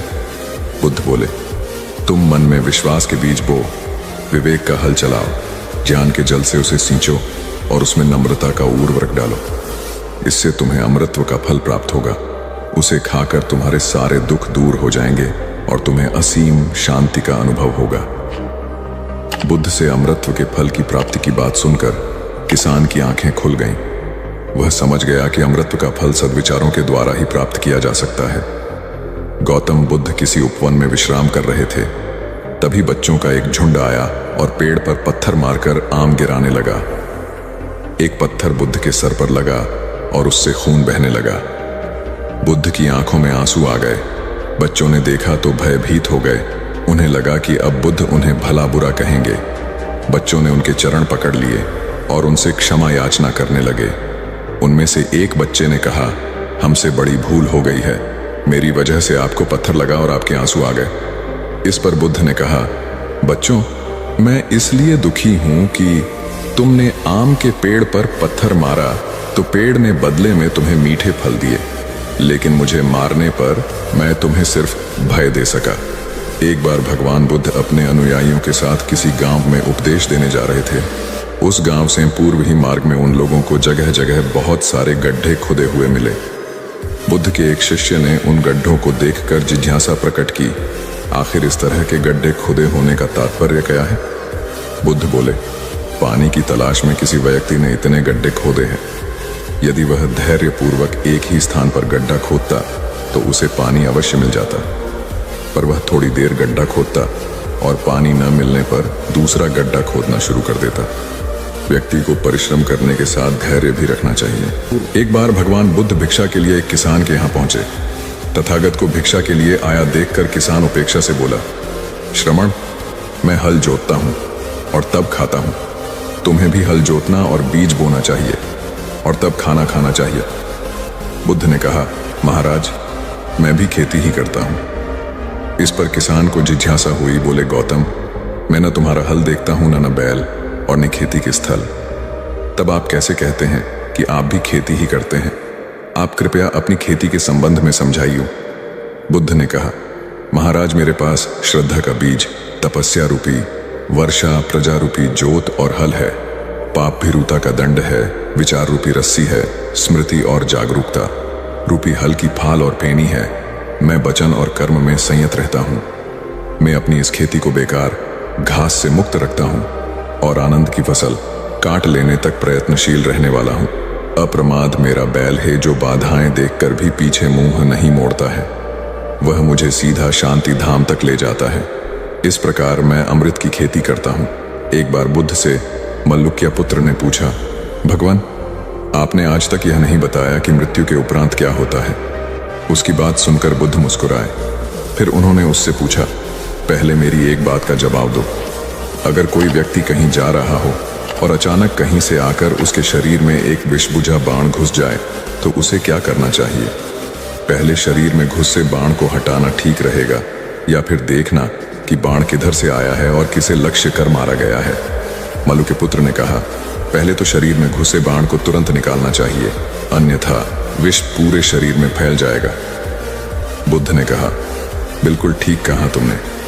अब यह बताओ कि पहले इस जीवन के दुखों के निवारण का उपाय किया जाए या मृत्यु की बाद की बातों के बारे में सोचा जाए? मल्लुक के पुत्र अब समझ चुका था और उसकी जिज्ञासा शांत हो गई। एक दिन एक व्यक्ति बुद्ध के पास पहुंचा। वह बहुत अधिक तनाव में था। अनेक प्रश्न उसके दिमाग में घूम घूम कर उसे परेशान कर रहे थे, जैसे आत्मा क्या है, आदमी मृत्यु के बाद कहाँ जाता है, सृष्टि का निर्माता कौन है, स्वर्ग नरक की अवधारणा कहाँ तक सच है और ईश्वर है या नहीं। उसे इन प्रश्नों के उत्तर नहीं मिल रहे थे। जब वह बुद्ध के पास पहुंचा तो उसने देखा कि बुद्ध को कई लोग घेर कर बैठे हैं। बुद्ध उन सभी के प्रश्नों व जिज्ञासाओं का समाधान अत्यंत सहज भाव से कर रहे हैं। काफी देर तक यह क्रम चलता रहा, किंतु बुद्ध धैर्यपूर्वक हर एक को संतुष्ट करते रहे। बेचारा व्यक्ति वहां का हाल देखकर परेशान हो गया। उसने सोचा कि इन्हें दुनियादारी के मामलों में पड़ने से क्या लाभ, अपना भगवत भजन करें और बुनियादी समस्याओं से ग्रस्त इन लोगों को भगाएं। किंतु बुद्ध का व्यवहार देखकर तो ऐसा लग रहा था मानो इन लोगों का दुख उनका अपना दुख है।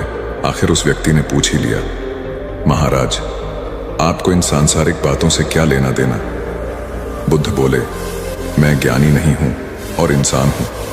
वैसे भी वह ज्ञान किस काम का जो इतना घमंडी और आत्म केंद्रित हो कि अपने अतिरिक्त दूसरे की चिंता ही न कर सके। ऐसा ज्ञान तो अज्ञान से भी बुरा है। बुद्ध की बातें सुनकर व्यक्ति की उलझन दूर हो गई। उस दिन से उसकी सोच व आचरण दोनों बदल गए। कथा का सार यह है कि ज्ञान तभी सार्थक होता है जब वह लोक कल्याण में संलग्न हो। महात्मा बुद्ध एक गांव में ठहरे हुए थे। वे प्रतिदिन शाम को वहां पर सत्संग करते थे। भक्तों की भीड़ होती थी क्योंकि उनके प्रवचनों से जीवन को सही दिशा बोध प्राप्त होता था। बुद्ध की वाणी में गजब का जादू था। उनके शब्द श्रोता के दिल में उतर जाते थे। एक युवक प्रतिदिन बुद्ध का प्रवचन सुनता था। एक दिन जब प्रवचन समाप्त हो गए तो वह बुद्ध के पास गया और बोला, महाराज, मैं काफी दिनों से आपके प्रवचन सुन रहा हूं, किंतु यहां से जाने के बाद मैं अपने गृहस्थ जीवन में वैसा सदाचरण नहीं कर पाता जैसा यहां से सुनकर जाता हूं। इससे सत्संग के महत्व पर शंका भी होने लगती है। बताइए, मैं क्या करूं? बुद्ध ने युवक को बांस की एक टोकरी देते हुए उसमें पानी भरकर लाने के लिए कहा। युवक टोकरी में जल भरने में असफल रहा। बुद्ध ने यह कार्य निरंतर जारी रखने के लिए कहा। युवक प्रतिदिन टोकरी में जल भरने का प्रयास करता, किंतु सफल नहीं हो पाता। कुछ दिनों बाद बुद्ध ने उससे पूछा, इतने दिनों से टोकरी में लगातार जल डालने से क्या टोकरी में कोई फर्क नजर आया? युवक बोला, एक फर्क जरूर नजर आया है। पहले टोकरी के साथ मिट्टी जमा होती थी, अब वह साफ दिखाई देती है। कोई गंदगी नहीं दिखाई देती है और इसके छेद पहले जितने बड़े नहीं रह गए, वे बहुत छोटे हो गए हैं। तब बुद्ध ने उसे समझाया, यदि इसी तरह उसे पानी में निरंतर डालते रहोगे तो कुछ ही दिनों में ये छेद फूल कर बंद हो जाएंगे और टोकरी में पानी भर पाओगे। इसी प्रकार जो निरंतर सत्संग करते हैं उनका मन एक दिन अवश्य निर्मल हो जाता है। अवगुणों के छिद्र भरने लगते हैं और गुणों का जल भरने लगता है। युवक ने बुद्ध से अपनी समस्या का समाधान पा लिया। निरंतर सत्संग से दुर्जन भी सज्जन हो जाते हैं, क्योंकि महापुरुषों की पवित्र वाणी उनके मानसिक विकारों को दूर कर उनमें सद्विचारों का आलोक प्रसारित कर देती है। एक आदमी को बुद्ध ने सुझाव दिया कि दूर से पानी लाते हो, क्यों नहीं अपने घर के पास एक कुआं खोद लेते, हमेशा के लिए पानी की समस्या से छुटकारा मिल जाएगा। सलाह मानकर उस आदमी ने कुआं खोदना शुरू किया, लेकिन 7-8 फीट खोदने के बाद उसे पानी तो क्या, गीली मिट्टी का भी चिन्ह नहीं मिला। उसने वह जगह छोड़कर दूसरी जगह खुदाई शुरू की, लेकिन 10 फीट खोदने के बाद भी उसमें पानी नहीं निकला। उसने फिर तीसरी जगह कुआं खोदना शुरू किया, लेकिन यहां भी उसे निराशा ही हाथ लगी। इस क्रम में उसने 8-10 फीट के 10 कुएं खोद डाले, लेकिन पानी कहीं नहीं मिला। वह निराश होकर बुद्ध के पास गया। उसने बुद्ध को बताया कि मैंने 10 कुएं खोद डाले, मगर पानी एक में भी नहीं निकला। बुद्ध को आश्चर्य हुआ। वे स्वयं चलकर उस स्थान पर आए जहां उसने 10 गड्ढे खोदे हुए थे। बुद्ध ने उन गड्ढों की गहराई देखी और सारा माजरा समझ गए। फिर वे बोले, 10 कुएं खोदने की बजाय एक कुएं में ही तुम अपना सारा परिश्रम लगाते तो पानी कब का मिल गया होता। तुम सब गड्ढों को बंद कर दो, केवल एक को गहरा करते जाओ, पानी निकल आएगा। उसने बुद्ध की बात मानकर ऐसा ही किया। परिणाम स्वरूप कुआं पूर्ण होते ही पानी निकल आया। सबने भगवान बुद्ध की जय जयकार की। धन्ना सेठ के पास 7 पुश्तों के पालन पोषण जितना धन था। उसका व्यापार चारों तरफ फैला हुआ था, किंतु फिर भी उसका मन अशांत रहता था। कभी धन की सुरक्षा की चिंता तो कभी व्यापारिक प्रतिस्पर्धा में आगे निकलने का तनाव। चिंता और तनाव के कारण वह अस्वस्थ रहने लगा। उसके मित्र ने उसकी गिरती दशा देखी तो उसे बुद्ध के पास जाने की सलाह दी। सेठ बुद्ध के पास पहुंचा और अपनी समस्या बताई। बुद्ध ने उसे सांत्वना देते हुए कहा, तुम घबराओ मत, तुम्हारा कष्ट अवश्य दूर होगा, बस तुम यहाँ कुछ दिन रहकर ध्यान किया करो। बुद्ध के कहे अनुसार सेठ ने रोज ध्यान करना शुरू कर दिया, किंतु सेठ का मन ध्यान में नहीं लगा। वह जैसे ही ध्यान करने बैठता उसका मन फिर अपनी दुनिया में चला जाता। उसने बुद्ध को यह बात बताई, किंतु बुद्ध ने कोई उपाय नहीं बताया। थोड़ी देर बाद जब सेठ बुद्ध के साथ वन में सायंकालीन भ्रमण कर रहा था तो उसके पैर में एक कांटा चुभ गया। वह दर्द के मारे कराहने लगा।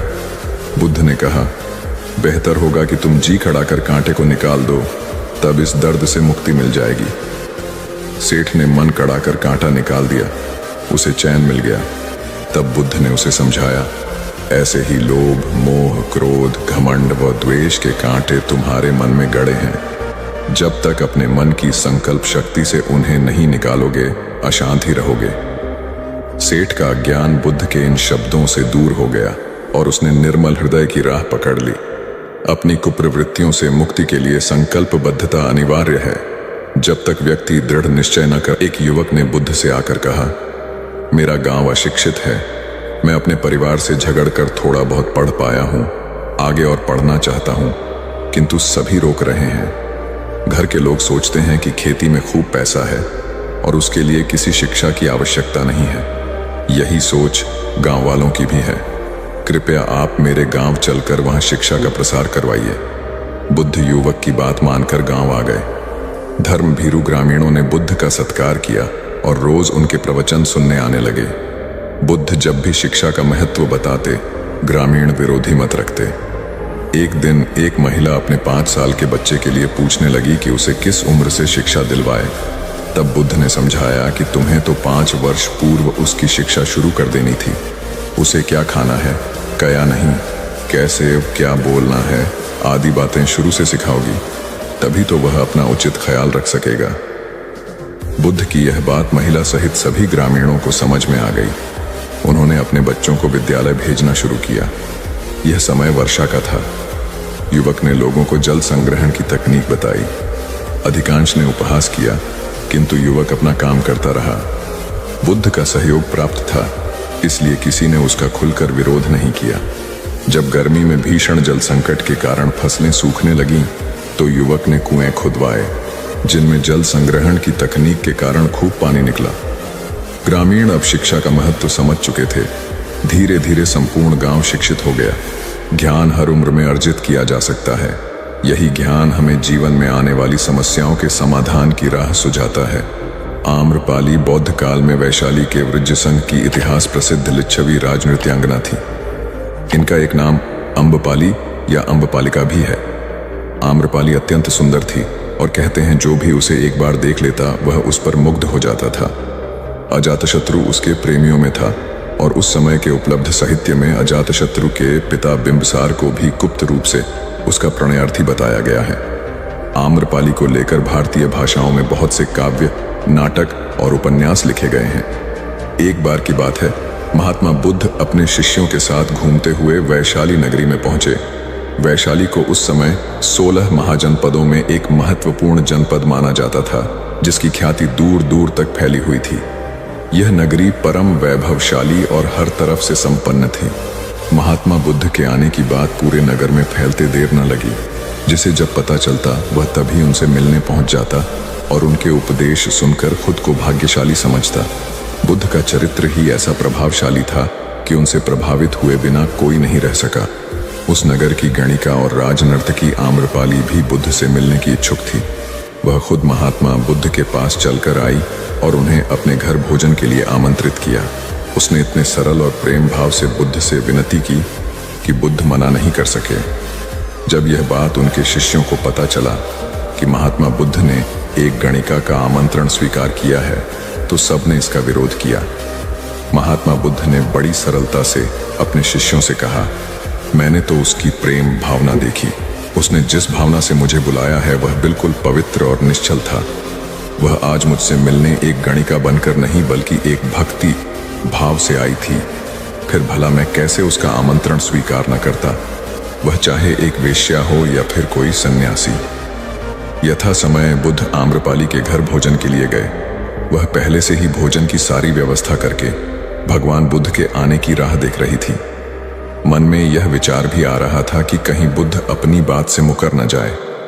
इतने बड़े सन्यासी भला क्यों एक वेश्या के बुलाने पर उसके घर आकर भोजन करेंगे। परंतु जैसे ही आम्रपाली ने बुद्ध को अपने घर आते देखा, उसकी प्रसन्नता का ठिकाना न रहा। वह दौड़कर दरवाजे पर गई और उनका स्वागत किया। खुद अपने हाथों से भोजन परोसा और उनकी अवगत की। महात्मा बुद्ध के शिष्यों ने जो उनके साथ आए थे, जब एक वेश्या को, जिसके कदमों में खुद सम्राट बिंबिसार से लेकर अजातशत्रु थे, पूरी वैशाली जिसके एक झलक पाने के लिए तरसती थी, उसे एक सन्यासी के लिए ऐसा व्यवहार करते देख बुद्ध के शिष्यों के मन में अपने गुरु के लिए सम्मान और ज्यादा बढ़ गया। आम्रपाली ने महात्मा बुद्ध के व्यक्तित्व के बारे में जैसा सुना था, उनसे मिलने के बाद वह उससे ज्यादा प्रभावित हुई और उसी समय वह बुद्ध की शरण में चली गई। अपनी सारी संपत्ति वह बौद्ध मठ के नाम करके आजीवन भिक्षुणी बन गई। बहुत पुरानी बात है। गौतम बुद्ध एक शहर में प्रवास कर रहे थे। उनके कुछ शिष्य भी उनके साथ थे। उनके शिष्य एक दिन शहर में घूमने निकले तो उस शहर के लोगों ने उन्हें बहुत बुरा भला कहा। शिष्यों को बहुत बुरा लगा और वे वापस लौट गए। गौतम बुद्ध ने जब देखा कि उनके सभी शिष्य बहुत क्रोध में दिख रहे हैं, तो उन्होंने पूछा, क्या बात है, आप सभी इतने तनाव में क्यों दिख रहे हैं? तभी एक शिष्य क्रोध में बोला, हमें यहाँ से तुरंत प्रस्थान करना चाहिए। जब हम बाहर शहर में घूमने गए तो यहाँ के लोगों ने बिना वजह हमें बहुत बुरा भला कहा। जहाँ हमारा सम्मान न हो वहाँ हमें एक पल भी नहीं रहना चाहिए। यहाँ के लोग सिर्फ दुर्व्यवहार के सिवा कुछ जानते ही नहीं हैं। गौतम बुद्ध ने मुस्कुराकर कहा, क्या किसी और जगह पर तुम सद्व्यवहार की अपेक्षा रखते हो? दूसरा शिष्य बोला, इस शहर से तो भले लोग ही होंगे। तब गौतम बुद्ध बोले, किसी जगह को सिर्फ इसलिए छोड़ देना गलत होगा कि वहां के लोग दुर्व्यवहार करते हैं। हम तो संत हैं, हमें तो कुछ ऐसा करना चाहिए कि जिस स्थान पर भी जाएं, उस स्थान को तब तक न छोड़े जब तक अपनी अच्छाइयों से वहां के लोगों को सुधार न दें। हम जिस भी स्थान पर जाएं, वहां के लोगों का कुछ न कुछ भला करके ही वापस लौटें। हमारे अच्छे व्यवहार के बाद वह कब तक बुरा व्यवहार करेंगे? आखिर में उन्हें सुधरना ही होगा। वास्तविकता में संतों का कार्य तो ऐसे लोगों को सुधारना ही होता है। सही चुनौती वो है जब हम विपरीत परिस्थितियों में खुद को साबित कर सकें। ये सभी बातें सुनकर बुद्ध के प्रिय शिष्य आनंद ने प्रश्न किया, उत्तम व्यक्ति किसे कहते हैं? इस पर बुद्ध ने जवाब दिया, जिस प्रकार युद्ध में बढ़ता हुआ हाथी चारों तरफ के तीर सहते हुए भी आगे बढ़ता जाता है, ठीक उसी तरह उत्तम व्यक्ति भी दूसरों के अपशब्दों को सहते हुए अपना कार्य करता रहता है। खुद को वश में करने वाले प्राणी से उत्तम कोई और नहीं हो सकता। गौतम बुद्ध की बात शिष्यों को अच्छी तरह से समझ में आ गई और उन्होंने वहां से जाने का इरादा त्याग दिया। एक बार गौतम बुद्ध से अभय राजकुमार ने प्रश्न किया कि क्या श्रमण गौतम कभी कठोर वचन कहते हैं? उसने सोच रखा था कि नहीं कहने पर वह बताएगा कि एक बार उन्होंने देवदत्त को नरकगामी